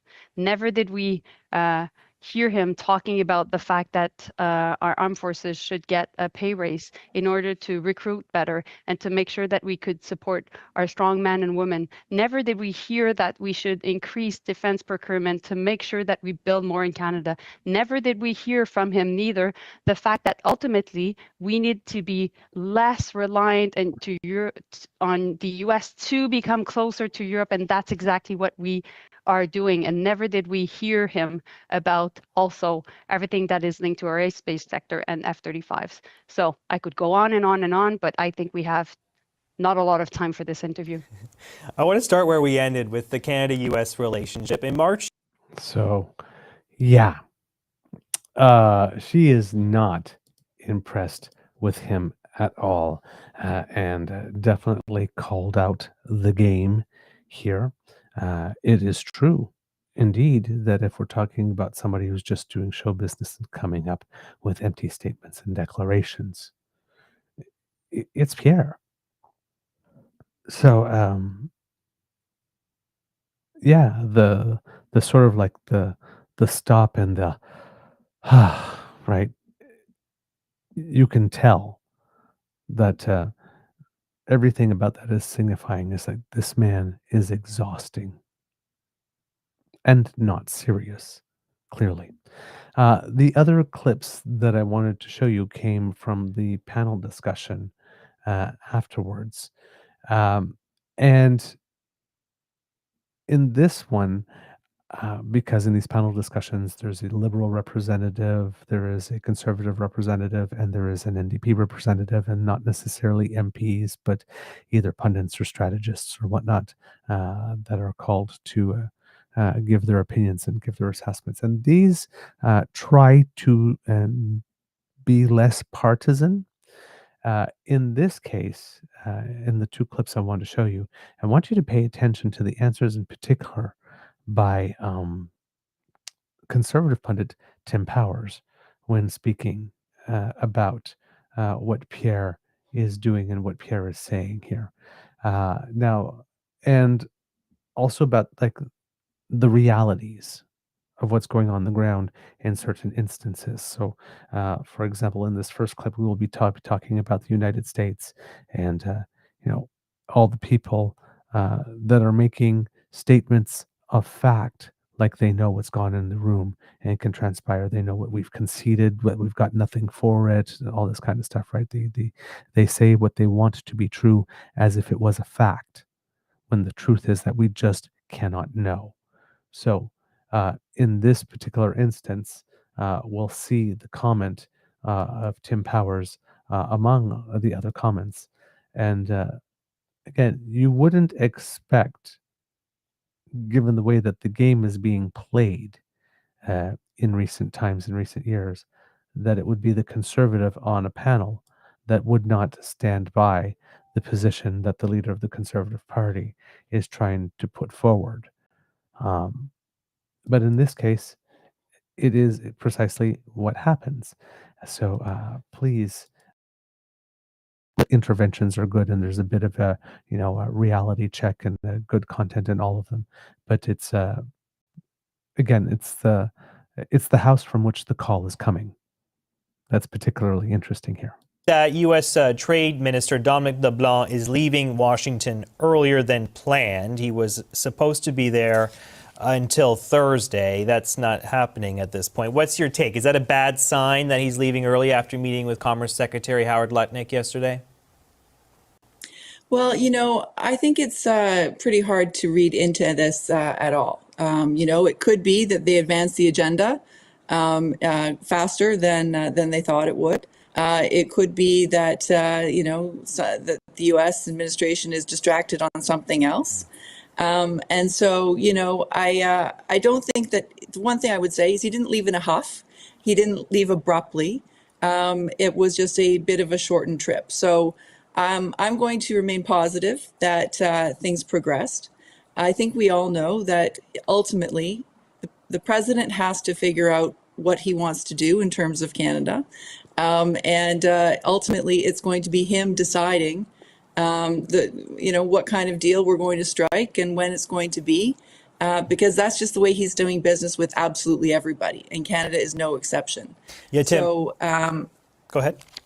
No, I was just that I don't think that, Minister LeBlanc is an incredibly even-keeled person who doesn't get ruffled in any way. And he certainly would never kind of do anything discourteous to his hosts. And so I'm sure he finished his business and decided it was more productive to leave at that point. Yeah, Tim, it's not necessarily all bad news that he left, because a source was telling us that the meeting was positive that they had yesterday. It ended with, I like this one, prudent optimism. That's how they're characterizing How very it. Canadian. It must have been a Canadian source. They're coming up with all these new euphemisms for how well things go. Prudent optimism. And they're saying that there's some technical work that has to be done now between the two sides, and it doesn't make sense necessarily to have another in-person meeting between Lutnick and LeBlanc. What's your read on this early departure? And Dominic LeBlanc got a King Charles Coronation Medal for spending that much time with Robert Lutnick as well, or Howard Lutnick, excuse me. Look, I'm with Michelle on this. Like, who knows, right? We don't really know where things are. Whether he stayed an extra 6 hours or he left 6 hours earlier, it probably in the greater scheme of things doesn't mean much. I tell you though, JP, what is interesting, and I've seen it from one source, that being Post Media. There seems to be somebody pushing out a story that Ambassador Hillman, who you've had on this program, who I think people view as eminently qualified because of her past involvement with the administration, could be a hurdle here. I don't know if that's nonsense, a distraction, or not. But it's interesting that, again, personality is rearing its head in this discussion, because you will remember the fire-breathing criticism that the president had of the former trade minister and Deputy Prime Minister Chrystia Freeland. Again, we're starting to see some of this pop up again. From where, from what sources, I don't know. But all I would say to that is it does seem to be, fairly or unfairly, that personality matters in this. I think in Dominic LeBlanc, to be fair to Dom, he is of the right position from the cabinet side. I don't know if Ambassador Hillman is rightly being targeted or not, but somebody's doing it.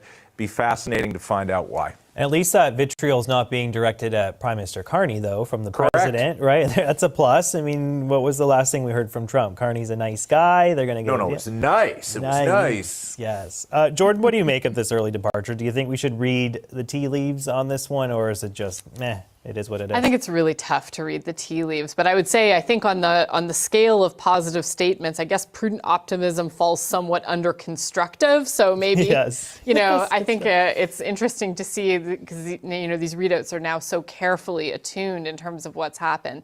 Look, I think that the challenge for the Carney government on this is that the buck and the decision making clearly starts and ends on Donald Trump's desk. And he is so unpredictable and so mercurial. The talks could be progressing very well with Litnick, and in the end, that may not make much of a difference. That's a real challenge in these negotiations.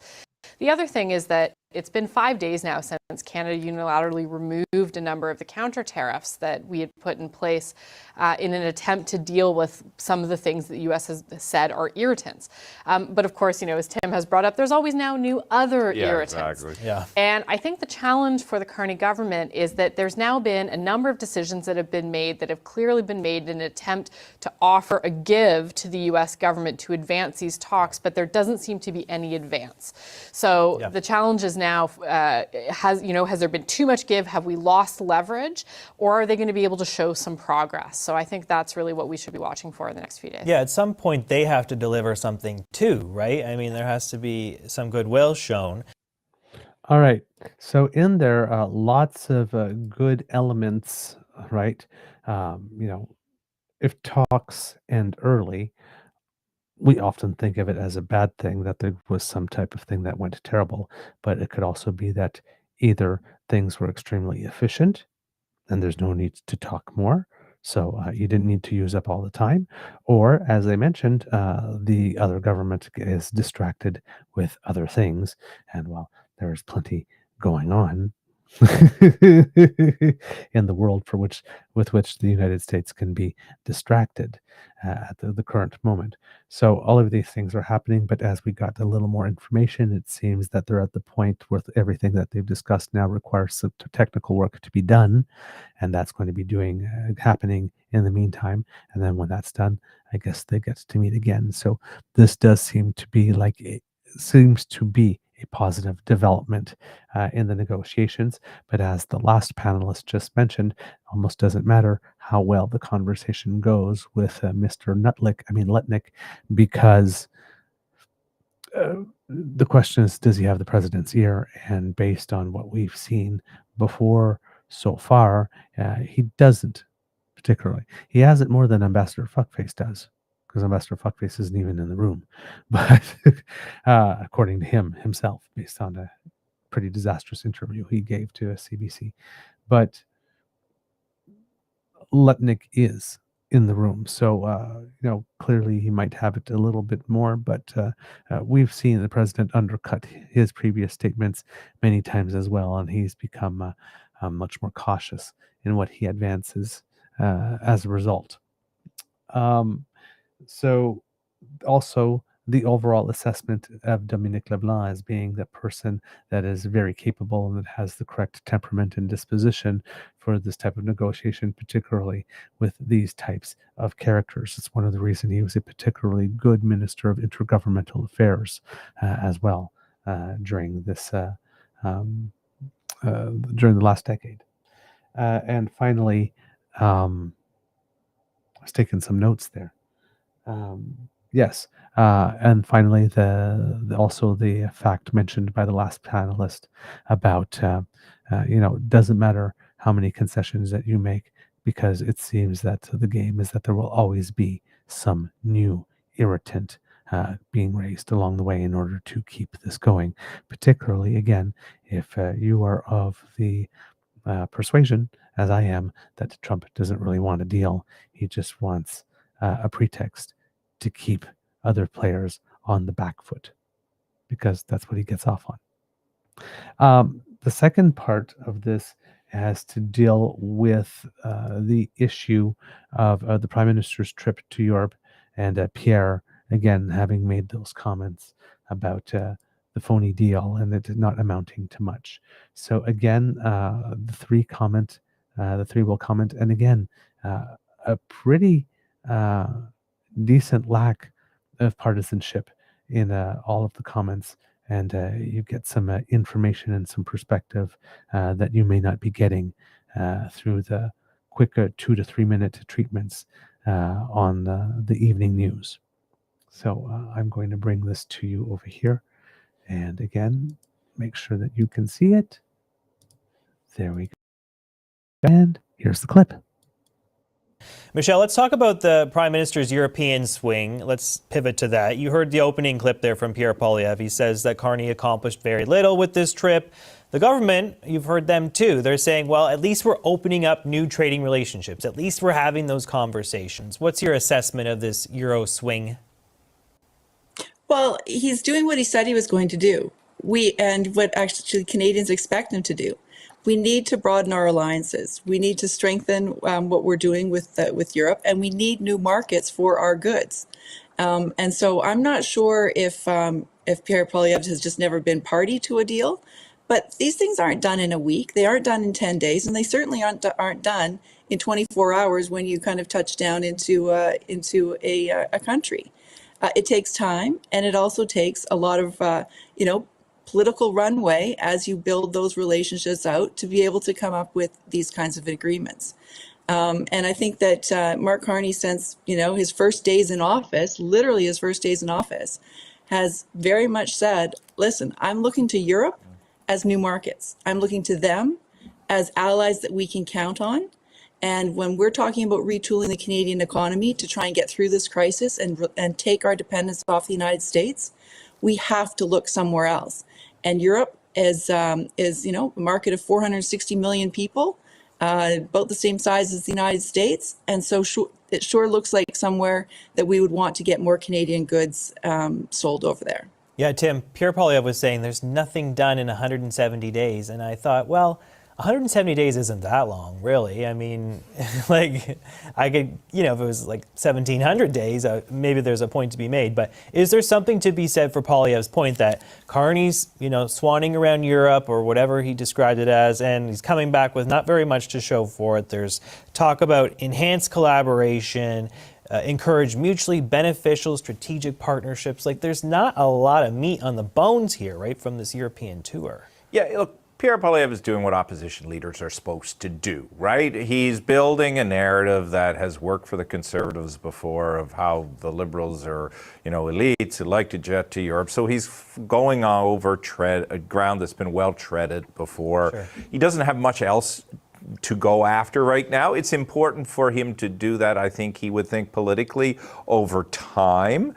So that when he does face Mark Carney in an election campaign, he will go back to the line. He's just like every other Liberal. I would say, JP, the most fascinating thing of this European trip is how Mark Carney has taken his motorcade and driven all over Justin Trudeau's previous views on LNG. And you're not going to hear Pierre applaud him for that, though I suspect they share a perspective there that Mark Carney is big on LNG, big on the opportunities that many in the East Coast see on LNG, whereas Justin Trudeau, I believe it was 2 years ago or so, said there wasn't a business case for it. That's a big deal. That's a big change by Canada. And to be fair to the current Prime Minister, if you're a business leader, a proponent, you're looking at that saying, all right, well, 2 years ago, one guy said not a chance. Now there's a guy saying a chance. What do I do? So that's an area where Pierre does have to be a little bit careful as somebody who, to be fair to him, has been a proponent of the LNG industry. So he's got to watch the opportune politicking with the reality of business groupthink. Yeah, Jordan, actually, Tim Hodgson, the Natural Resources Minister, was also quoted in a Bloomberg report today talking about the potential for LNG. And he's saying, unlike the previous Canadian government, that closed the door to LNG exports, Prime Minister Carney's government has opened it. There's definitely been a shift on natural resources in particular. I had the Polish ambassador on this week. I had the German ambassador on this week, and both kind of smirked when I asked about LNG and Trudeau's past comments on that. No business case. Really? No business case? We're taking tens of millions of tons of it from the U.S. and Qatar. Canada's being left out. So that is certainly one productive development out of this European swing, is that there's been a shift in policy on LNG. We can say that for sure.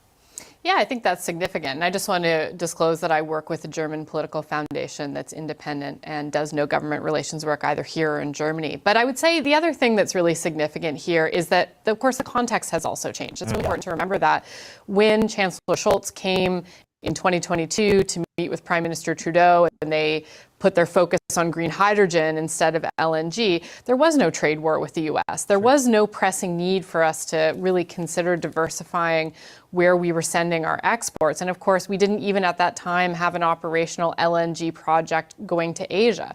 Those things have all changed. And now the national conversation about the infrastructure that would be necessary to make LNG exports to Europe a possibility, like investments in the Port of Churchill, all of a sudden there is potentially a business case for that. So I think in complete fairness, things have shifted, but it's absolutely correct. There's a ton of interest in Germany, in Europe more broadly, in Canada's products, not just LNG, but also critical minerals. Yeah. And I think that, you know, for the Canadian government, this is the smart kind of partnership. This is a good way to diversify our trade relationships. And these are the countries we want to be trading more with. Michelle? I would just add that, you know, in addition to that, Europe is coming off of using Russian oil. And so they also have to be looking for new markets. And I think I should also just, you know, say Prime Minister Trudeau's government was the one that actually granted the permits to allow for the LNG company off the West Coast to actually get into production. That very recently we sent our first shipments. It was one of the biggest projects that we worked on in BC with the Trudeau government, so I have to give them credit for that. It didn't go through under Stephen Harper, though I acknowledge, you know, certainly Prime Minister Trudeau was not did not see at that time any market in going to Europe. So. Tim, what do you think is the next step here? I mean, we see Joly in Germany, we see Carney in Germany, we see Sidhu, the international trade minister in South America, trying to work on this deal with Mercosur. Can we broker some deals to make up for the lost U.S. business? I mean, I was looking at some of the export data, and it really has dropped a lot to the U.S. And yes, there's been an uptick to other markets, but it's not nearly as much as what we've lost to the Americans. Do you have any faith in this effort to expand our markets? Is it something we can actually do this time? Yeah, but you're not going to put it on hyperspeed. You know, you got to do the work. You got to do the legwork. And you got to have others believe you're prepared to be a partner. And we can't abandon the U.S. I mean, I think we do still have to accept the reality that relationship, regardless of the current challenges with the president, is our most important economic relationship. That's why it was fascinating to watch the Prime Minister change his language a little bit last week and talk about, oh, we're only getting tariffed at 5.8%. Yeah. That's not a bad deal. We haven't heard anybody say ultimate free trade is the goal now. It's lower tariffs. And that may be the reality. And the Prime Minister is going to need to continue to explain to Canadians why, even if we do get stuck with tariffs, that's the case. Yep, we should be diversifying opportunities in Europe, but it's going to take us time. Maybe we see the first one. The submarines seem like a real live piece of economic opportunity that may signal that some of the work that the Prime Minister and others are doing in Europe is working. Quick final word to you, Jordan. Well, I think what matters now is the follow-up on this. This isn't the first time there have been some really positive tentative agreements in Europe, but now we have to fill the gap with actually putting those into place. And that means using some of the unused capacity within CETA. And that means supporting Canadian businesses who want to export to Europe and making that easier for them to. So that's going to be a challenge for the government going forward, is to turn those agreements into actually delivering. And I think in particular politically, one of the biggest things is the concern that Canadians are having about the economy, about jobs, their community, connecting those two together, connecting what's happening overseas with actually improving people's conditions here at home. They have to do that this fall. Yeah, for sure. Okay, thanks so much to the Power Panel, Michelle. All right, kits and cubs. So a lot of interesting content in that bit again. Tim Powers keeping it very real there. But we have Michelle Cardario, who is talking about, and these are lots of concepts that we talked about on the show already, but broadening our economic partnership and our economic reach and all the things that entails, and that it doesn't happen overnight, and that, you know, you have to put in some work, you have to develop some relationships, and, you know, go into the countries, knock on the doors.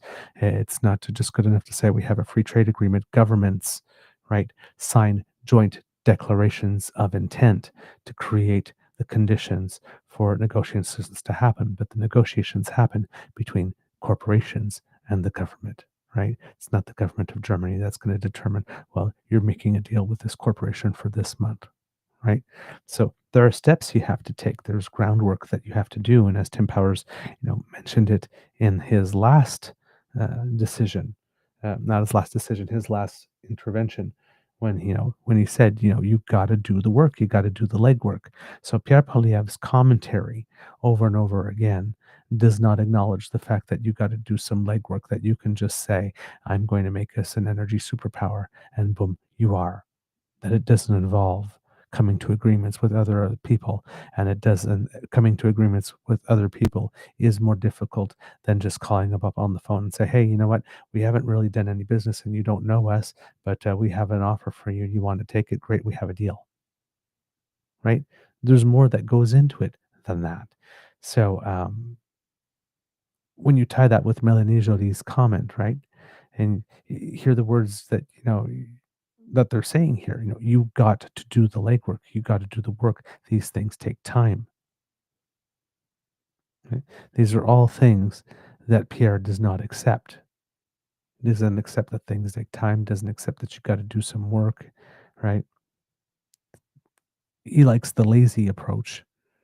He would rather just come out and say that Carney is worse than Trudeau and it's all terrible, without actually looking to make the case based on real arguments.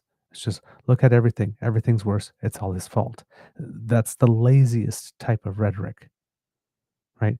You don't need a room full of strategists to come up with that. I mean, unless your room full of strategists are saying, like, there's no way that you're going to win on merits or facts, so you just got to smear. Like this.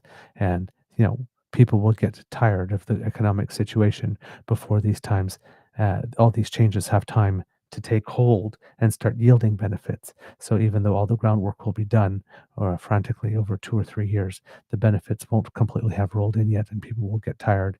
And you'll be able to, just smear, saying, how come it isn't done yet? How come it isn't done yet?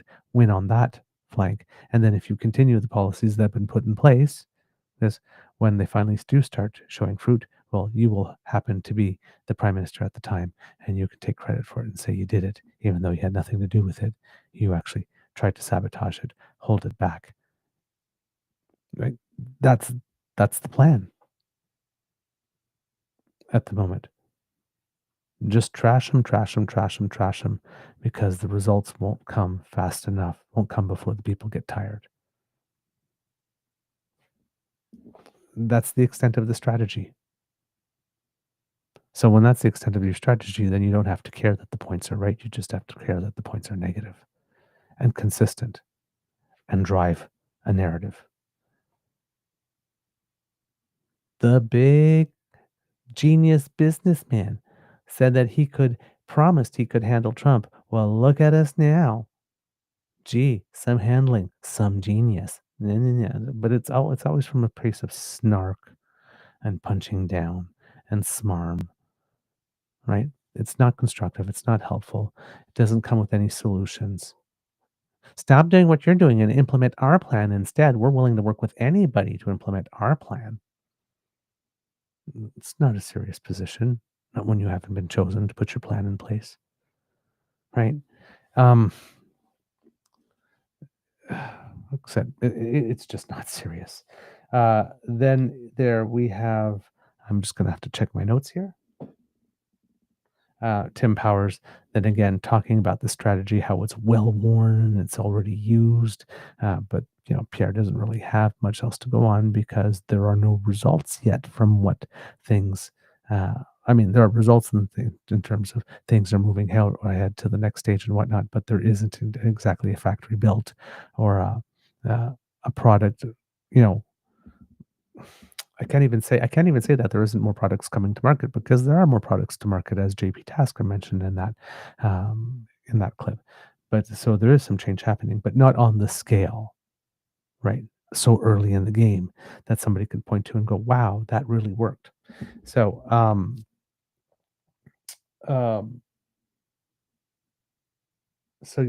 he doesn't have much options, because if there were a project that were put in place and it didn't yield the benefits that were promised or whatnot, he could point to that and and have a legitimate saying, like, they're doing it wrong, but he doesn't. So all he has is, it's never going to work. It's never going to work. They're not going to do it. He's got nothing to offer. It's not real yet until it is. And then when it is, well, it's going to be the worst thing ever, right? So that's pretty much the PR playbook here. They also mention when it comes to the case for LNG, how the case is changing. And we talked about this a little bit on the show, but there are more elements as well in this response when they were talking about the changes that are being made to ports. Well, if in order to have an LNG industry, you need to make changes to ports, but the only reason you need to make a change to a port is because you're going to have LNG to put out of it X number of years from now. That's probably not an interesting business case. But if the port is expanding because we're now diversifying trade with Europe, we're going to be doing more trade with some Asian nations. We're going to be doing more trade with the Mercosur nations. We're going to be doing more seaport to seaport trade directly with Mexico rather than going above land by truck or by train. Well, all of a sudden, we have many other reasons to expand those seaports than just LNG. So that changes the business case for expanding the seaports. And if those seaports already do exist or they're already being modified, then what's the big deal in modifying it so it could have larger capacity? So in other words, it's one of these moments where you ask yourself, do you buy the color TV in advance because you know they are working on color movies and you will be able to be the first to see them when they show them on TV because you all have already bought the color TV? Or will you wait until they actually invent the color movies first and then later on go and buy the TV? So this would be a case of buying the TV first before the movie is made, right? So if those ports are going to be expanded anyway because we are going to have more trade with other nations than the United States, then if we expand it for the potential of more LNG trade while we're at it, well, once they exist, it does make the case for LNG more reasonable. If we are already going to do a deep water port in Churchill for a whole bunch of other reasons, then that exists. It's in the plan, so it makes the case. The other thing for LNG is based on what Minister Hodgson said recently. He had delivered an address with regard to this and said at a news conference wrapping up a trip to Berlin, because when Prime Minister Carney left Berlin to head on off to Riga, Latvia, Tim Hodgson remained in Berlin an extra day. And so at a news conference wrapping up his trip to Berlin, Natural Resources Minister Tim Hodgson said German companies have told him that they are interested in Canadian liquefied natural gas, and his government wants to meet that demand, a reversal from the Liberals under former Prime Minister Justin Trudeau. And I don't think that Justin Trudeau didn't want to meet the demand, right? But given that it would have meant all the changes to ports, all the changes to other infrastructure that are needed, and then getting the social license, which would have been more difficult pre-Trump, creating an existential threat. And you're adding it all together, and by the time the environmental permits, and by the time it gets built, it's possible that a lot of these nations have sourced the energy that they need from other places by that point, and there's no business case. But today, all those things have changed. All those dynamics are different. Quote, the previous government made its decision based on the situation at the time. What we've been elected to do is respond to the realities today, taking into account what Canadians expect of us. And I would say that the realities today are quite different than they were 2 or 3 years ago, which was the case that the last panelist in that interview clip I showed was making. He did not name the German companies, but told journalists that many buyers are prepared to trade the Canadian fossil fuel on the international market. Quote, they can take advantage of our production on the West Coast to supply German needs in the Atlantic, Hodgson said.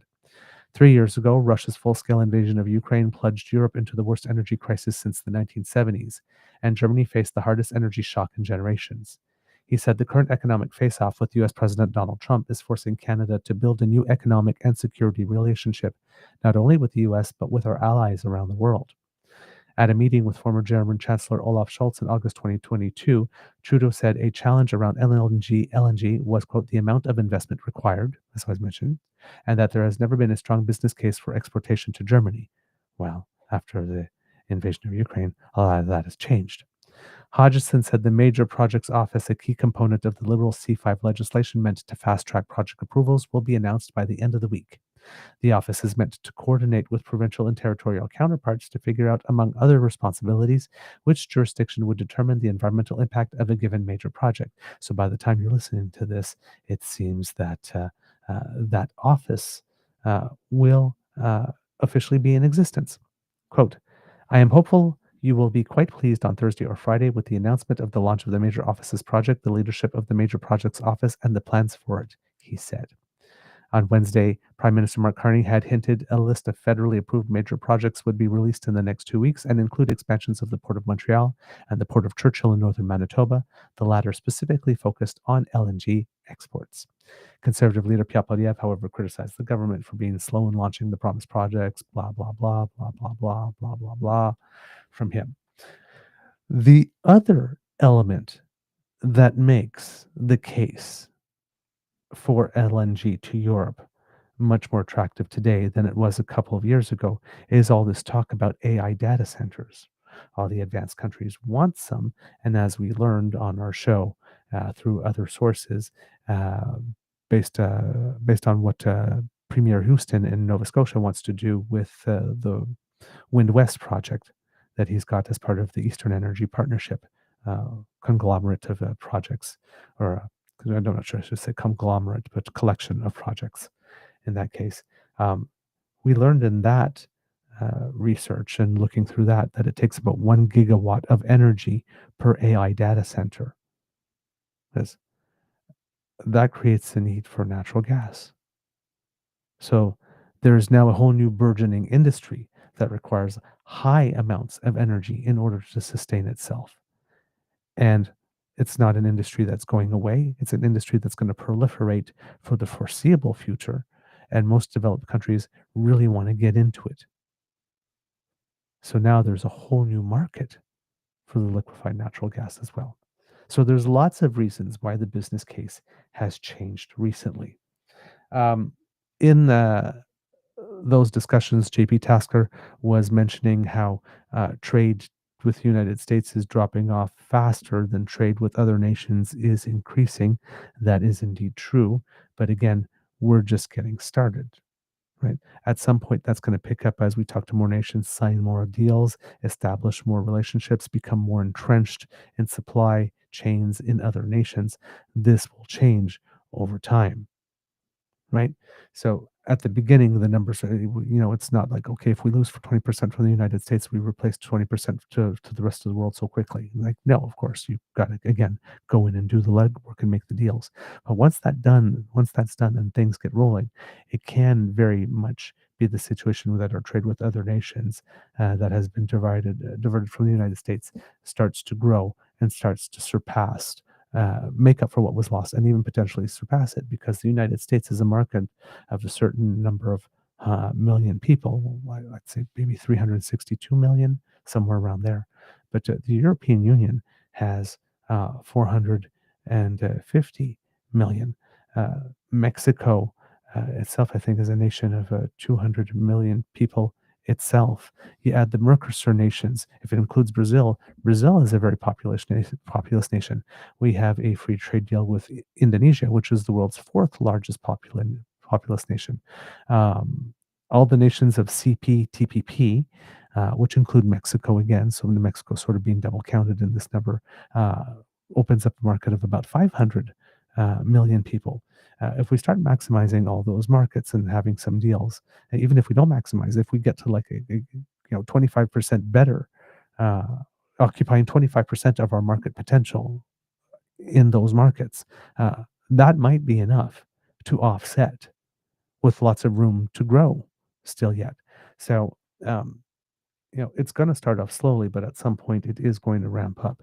And given that there are so many other more people in all of these markets combined than the United States, we do have the potential, by looking at the rest of the world, to compensate for what we would lose from the United States. But again, it is going to take time, lots of time. Yes, but it is possible. The math is very, very possible and reasonable. The final thing that we heard in one of those answers was about some submarines.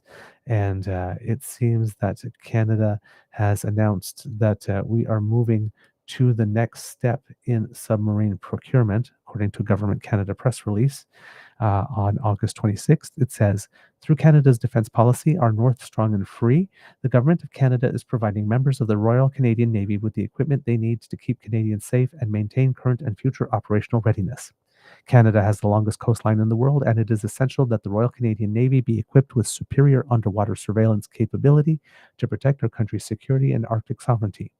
The Royal Canadian Navy requires a new submarine fleet that will be deployable in the Arctic with extended range and endurance that will provide stealth, persistence, and lethality as key capabilities. The future Canadian patrol submarine will employ a unique combination of these attributes to ensure that Canada can detect, track, deter, and if necessary, defeat adversaries in all three of Canada's oceans.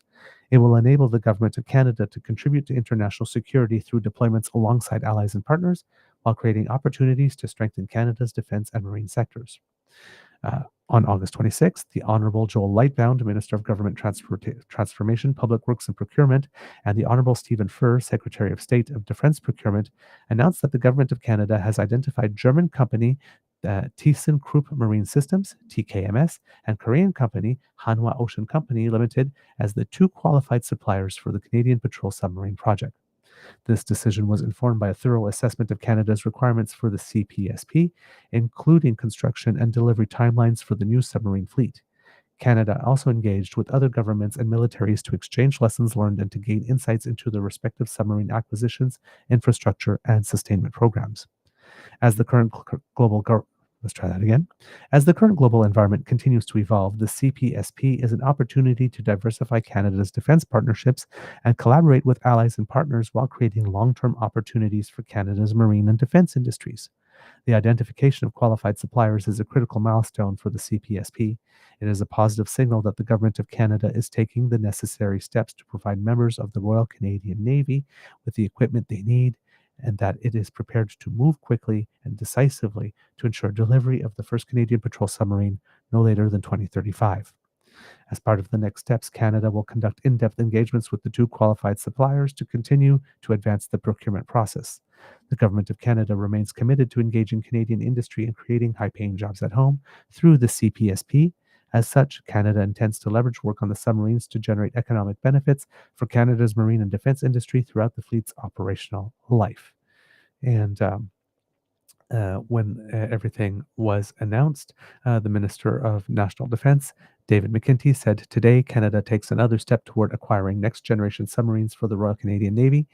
This is about defending our sovereignty, protecting Canadians, and ensuring our armed forces have the tools they need. Through the Canadian Patrol Submarine Project, we are strengthening alliances, diversifying defense partnerships, and creating opportunities for Canadian industry." And Mélanie Joly, who's the Minister of Industry and Minister responsible for Canada Economic Development for the Quebec regions, says, "Canada is acquiring Canadian patrol submarines to build our sovereign capabilities. In addition to meeting the standard requirements of the Industrial and Technological Benefits Policy, all this work will be done to further Canada's objective of maximizing economic benefits under the forthcoming Defense Industrial Strategy. This generational project will strengthen our economy, create well-paying jobs, and build a more secure, resilient Canada." So there you have it, kids and cubs, narrowed down to two particular proponents or applicants. And as this was announced, because now the companies are jockeying for position, Hanwha Oceans says that the first 4 subs would come before 2035, according to Murray Brewster. Competition to build Canada's new fleet of submarines kicked up a notch, with the South Korean bidder reiterating its pledge to deliver more boats faster than its German rival. Hanwha Ocean Limited, in a statement, expressed its appreciation for the Liberal government's decision this week to narrow the field of bidders to 2 shipyards. The other competitors in the program, potentially worth more than $20 billion, is ThyssenKrupp Marine Systems in Germany. The announcement of the down-selecting from 4 to 2 bidders was made by Prime Minister Mark Carney as he met German Chancellor Friedrich Merz in Berlin on Tuesday. Later that day, Carney toured the TKMS shipyard and pledged to visit the South Korean facility this fall. So we won't get a decision on this before this fall, clearly. Hanwha Ocean and TKMS were picked because expressions of interest from both companies met the bar in terms of the capabilities and the kind of submarine required by the Canadian Navy, Carney said. The South Korean builders pitching the KSS-3 and submitted a detailed unsolicited proposal to the Canadian government in early March, just prior to the last federal election. In its statement, Hanwha Ocean underlined that with his partner Hyundai Heavy Industries Limited, Canada can get its fleet more quickly and potentially save money. Hanwha can deliver 4 KSS-3 CPS to fully replace Canada's current Victoria-class fleet before 2035, if on contract in 2026, the company said. Canada is expecting its chosen shipbuilder to deliver the first sub by 2035. Hanwha Ocean estimates that an earlier retirement of Canada's aging fleet of subs will result in about $1 billion in savings on maintenance and support costs. So they're basically saying, if we could deliver them to you in 2034, all 4 of them, rather than 2035, you would actually save $1 billion by not having to keep those old ships going. So that sounds like a pretty sweet deal, doesn't it? Clever. Germany's TKMS said in its presentations to Carney and members of his cabinet that it could supply a submarine by 2034 and a second by 2037. The Korean firm countered in its statement on Wednesday, saying not only could it deliver the first of 4 before the retirement of the old fleet, but the additional 8 could be delivered at a rate of 1 per year, meaning the entire fleet of 12 subs could be ready by 2043. No other option can come anywhere close to this delivery schedule, the Hanwha Ocean statement said. The Liberal government has made it a priority to diversify Canada's trading relationships, including bolstering the economy through rebuilding the defense industrial base. Hanwha Ocean appealed to that aspect by saying it was committed to establishing a robust and long-term partnership with Canada's government and industry in the areas of defense, space, sustainable energy, and critical minerals. Interesting development here. Defense Minister David McKenzie said that there are a lot of factors to consider and delivery schedule is among them. Quote, I don't know if it will be the determining one, McKenzie said Wednesday while visiting Canadian troops deployed on the NATO mission in Latvia. Quote, timelines will be a factor, interoperability will be another. Use in terms of Canadian priorities, for example, in the Arctic, will be another. Industrial benefits for Canada will be prominent in whatever proposals come forward. One of the reasons TKMS can only potentially deliver 2 or 3 submarines in the next dozen years is that it's already engaged in building 12 boats for Germany and Norway. South Korean defense experts point out that Europe is still figuring out rearmament after more than 30 years of mothballed defense production lines. Kayla Mijun Kim of the Korean Institute for Industrial Economics and Trade told CBC News in Seoul last spring that the supply chain in Europe is weak. Quote, Germany and France, for example, want to make their own weapon systems, but they're constrained, she said. They cannot procure all the defense components they need from European countries. I think they need some time.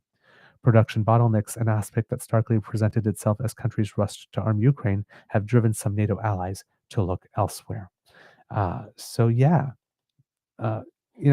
Since we're talking about this and we're talking about the F-35 as well, whether or not we're going to take the full order from the United States and maybe look at the Gripen from Saab in Sweden, it might be a good idea. Might be, if we're talking about diversification, to get the subs from South Korea and the planes from Europe. And that way we've spread it around and we've started building relationships with 2 different sectors. But I know that the Germans would obviously be very disappointed if we didn't do the subs with them. But it might be in our interest to spread it around in different regions of the world, in this case, rather than doing both with Europe. But what do I know? We're also doing something with Australia, I'm guessing it's similar to over the horizon radar because we did buy that from Australia. It was one of those early announcements. But it seems that we have then, after making that announcement, we have made another announcement with regard to that. I'm just looking for it here. No, cannot find it off the top of my head here, unfortunately. I'll just look one more time here.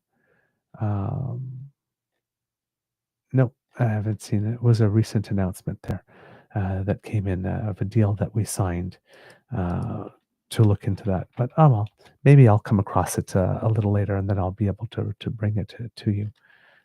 But yes, maybe this is it here. Canada firms up plans for Australian developed over-the-horizon radar. Australia, yes, there it is. Australia and Canada have solidified their bilateral cooperation as Ottawa moves towards adoption of over-the-horizon radar technology on offer from Australia. Nope, sorry, that's still the old one. Very interesting that the new one is tougher to find. I'll maybe find it after when we cue the cock, and I can do a little extra quick search while the credits are playing, and maybe it will come up then. But yes, we are also having a different agreement there and spending some defense money there. So again, like 3 different continents might not actually be a bad idea to spread it around to show the world that we are interested indeed in doing business with a wide array of partners. So there you go, kits and cubs. That's our show for today.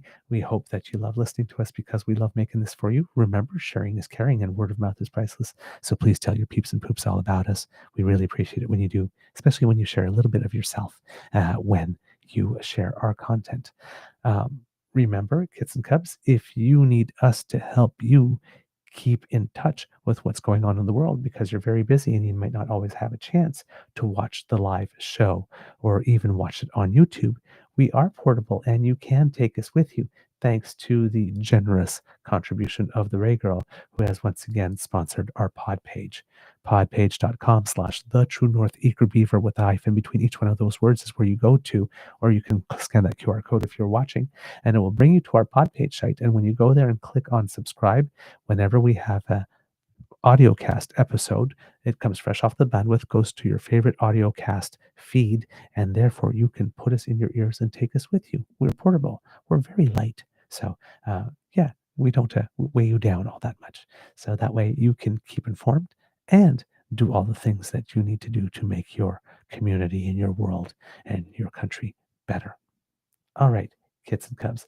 As well, if you would like to help us, you can do that by taking a trip to the True North Eager Beaver Media Incorporated YouTube page, where we are still growing in our subscriber base. Thank you so much for everybody who is doing so. We have buttons like, share, and subscribe. Please click them. Kit Elaine will be very happy. Kit Cassie will be overjoyed if you do. And it helps us with the algorithm. So thanks for that. Now, if you'd like to help us in other ways, as Mr. Grizzly mentioned during the show, we do incur some costs in order to bring the show to you, and certain subscription costs and software costs and all that type of stuff have been going up. So we could use your help with that. So if you like the content of our show, you feel it resonates with you, and you would like to encourage us to do more, a contribution to the Beaver Lodge's Emergency Hydration Fund, where every day we fight the scourge that is dry beaver. And that's pretty much the before last sip I've gotten this before I do go dry. So if you want to do your bit to keep your favorite beaver moist, because a moist beaver is a happy beaver, then kits and cubs, a donation to the Emergency Hydration Fund via our coffee page is the way to do so. Coffee, ko-fi.com/eagerbeaver, all in one word. And we thank you for your donation. Now, if you are doing the Buy Canadian thing, kits and cubs, very, very important. We want to support that too. And we have a way for you to contribute that way, a bank-to-bank transfer via our email address, truenortheagerbeaver@gmail.com. When you send it that way, your transaction is Canadian. The USC Tech Bros do not take a share of your contribution and then take a share of that and hand it back to Donald Trump as tribute so he can do terrible things to us. And because you're not going through them and going from Canadian bank to Canadian bank, we get 100% of your donation. So all that you have decided to put towards supporting the Beaver Lodge comes to the Beaver Lodge. Isn't that fantastic? So if you would like to do that, we would be very grateful. And of course, if you're watching on YouTube, we do have our super chat function and some memberships available. If you would like to support us that way, we would be very grateful for your contributions. Kits and Cubs. Because democracy is something that you do, we are going to ask you again, if you happen to be in Alberta, to go to forever-canadian.ca and ask you to make a point of going to one of the pop-up spots that are made available, or to make a pledge to sign the petition, make a donation, sign up to be a canvasser in order to get the 294,000 or so signatures that are required to put the question on the Citizens Initiative ballot about Alberta remaining a part of Canada. In the process, creating a positive dynamic for Canadian unity when it comes to this vote, and also making it such that the forces in Alberta that would like to tear us apart cannot ask that question for the next 5 years, which would be very important. So, Kits and Cubs, if you happen to be living in Alberta, please do go to forever-canadian.ca and do what you need to do to support that organization, and that to make sure that you actually sign the petition. Words of wisdom. Well, Mr. Grizzly gave them to us earlier today. Take the time to breathe. Very important. Turn everything off, disconnect, and just take some time to breathe. Connect with your breath. Okay. Kits and Cubs, could be a tough world out there, so please be kind to and gentle with yourself. And now, since you're not here to tell me to cue the cock, I will just imagine that you are. So, Kits and Cubs, on the count of 3, please say, Mr. Beaver, please cue the cock. On 1, 2, and 3. Now, just so you know that I haven't lost my marbles, I know that I can't hear you. But if I could, that would sound glorious. And thus, I must oblige. You are listening to a True North Eager Beaver Media Incorporated podcast. The True North Eager Beaver podcasts are proudly brought to you by our founding sponsors, the Misfit Mysteries from Corvid Moon Publishing, your source for science fiction, fantasy, and cozy mysteries featuring a broad diversity of characters. CanadianTarot.com, their uniquely Canadian online eclectic tarot community, and The Peppermaster, hot pepper sauces made from farm-fresh ingredients to thrill your taste buds and expand your mind. We are grateful to the Crier Media Network for its support, Pete Jarvis for our artwork, and Paul Joseph Something for our opening and closing sequence music.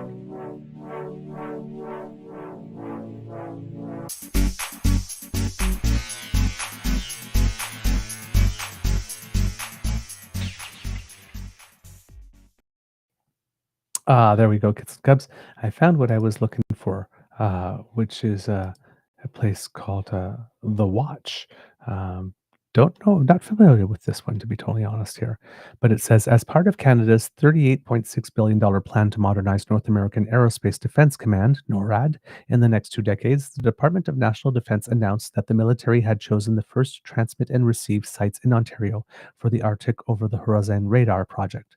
And OTHR aims to significantly expand the situational awareness of objects approaching and entering Canadian airspace from the north. Okay. Yes, that we knew about already. So yeah. Okay. I'm not sure that this is any additional thing. This is just news about the sites having been selected, which we had talked about before. So maybe I'm misremembering that there was a new announcement on that. I thought I had noticed something, but I guess I must have been wrong. It happens. Kits and Cubs, on the front of Canadians Who Make Us Proud, today, Thursday, so it's going to be over by the time you see this. It happens to be Canada Day here at the U.S. Open, if you're a tennis nut like I am, with all 3 men playing, and the 2 women who are in the doubles draw also playing today. So Denis Shapovalov played his match earlier and had a very good win against Valentin Royer. and is going to the third round. And as I have been mentioning, the tennis draw gods are not kind to Canada, and that is the case for Denis Shapovalov, because in the third round, he is going to be meeting face-to-face with world number one, Yannick Sinner, four-time Grand Slam champion, recently just won Wimbledon. So yeah, that'll be a tough battle there. On the men's side, Gabriel Diallo, as we mentioned this morning, was playing Muñar from Spain. And I mentioned how he could be a very tricky player and that it was a very tough draw because there was only about 11 spots difference between them in the rankings. And unfortunately, Gabriel Diallo didn't have the stuff today that he needed. And Muñar won it rather handily, actually, in straight sets. So yeah, not the strongest U.S. Open for Gabriel Diallo. He lost 5-7, 3-6, 5-7. And on the court right now, Felix Auger-Aliassime is playing Roman Safiullin from Russia, and it's in the first set with Auger-Aliassime up 4-1 at the moment. So getting off to a pretty good start against Safiullin, who might be a little tired after playing a very, very physical 5-set match to eliminate Gaël Monfils in the first round. In doubles play, Gabriela Dabrowski and her partner Aaron Routliffe, who represents not Newfoundland, New Zealand, but has grew up a good amount of time in Canada, played their first round doubles match against Skoch and Vondrasova of the Czech Republic and won it handily 6-3, 6-0.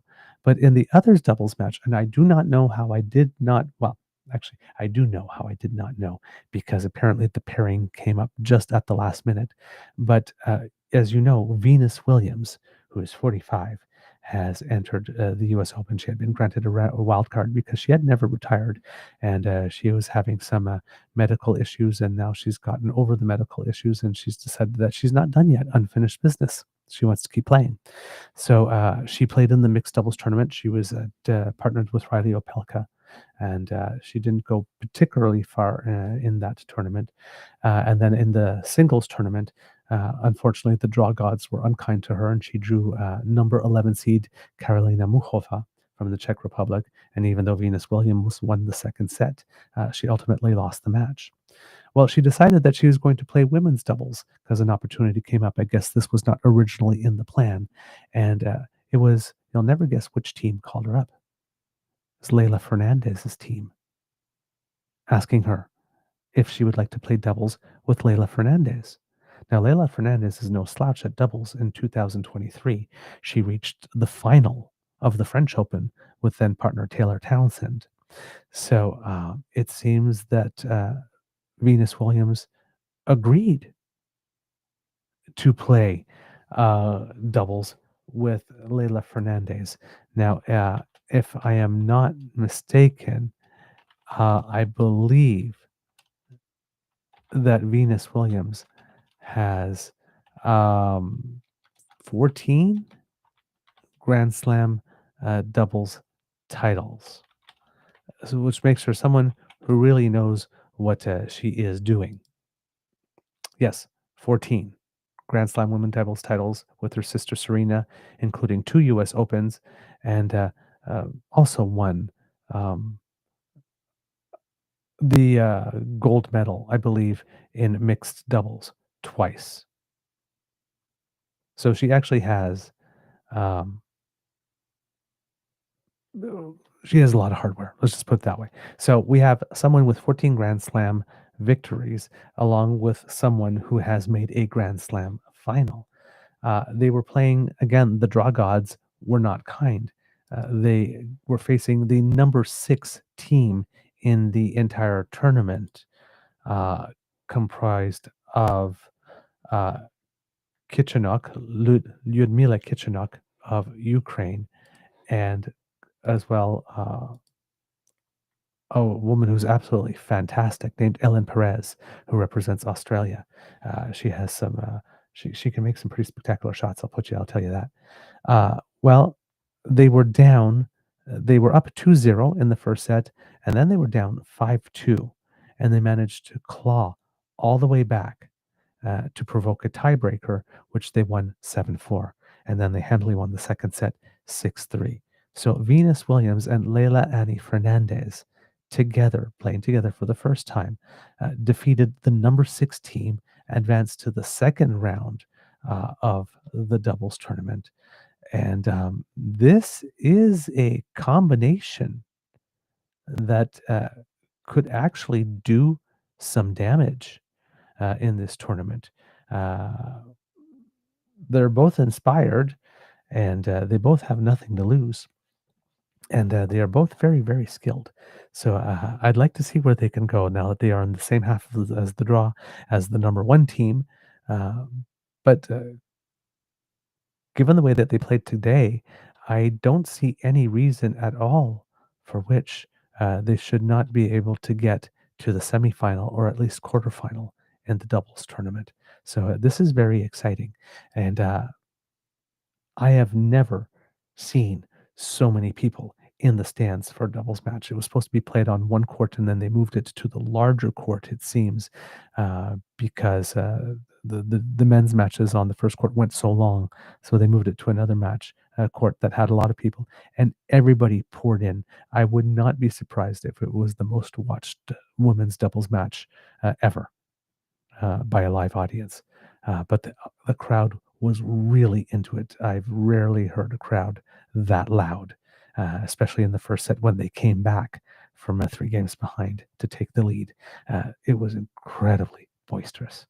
So, yeah, Leila Fernandez doing well in singles and in doubles, and probably a good idea that she registered for doubles because her 2 or 3rd round singles match is going to be against world number 1 Aryna Sabalenka. Again, terrible draw. She has beaten Sabalenka once before when she had her dream run in singles that brought her to the final of the US Open. But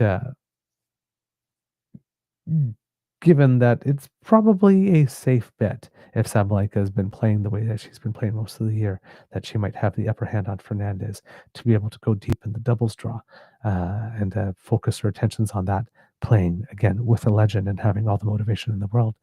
That's the kind of magic that makes titles happen, that makes surprise titles happen. So we'll be keeping our fingers crossed. But right now, Leila Annie Fernandez, the way that she's playing, I haven't seen her play with that much focus in a long time, and it's really, really nice to see because she's nailing it. All right, kids and cubs, that was a longer Easter egg than I had originally planned, but I'm very excited. So have a wonderful rest of the day, and we'll be back with you tomorrow, Tuesday, for a live episode, and I will be with you in person at the regular time, and we can interact because today we have not had that opportunity. Amour et bisous, and like magic, I am gone.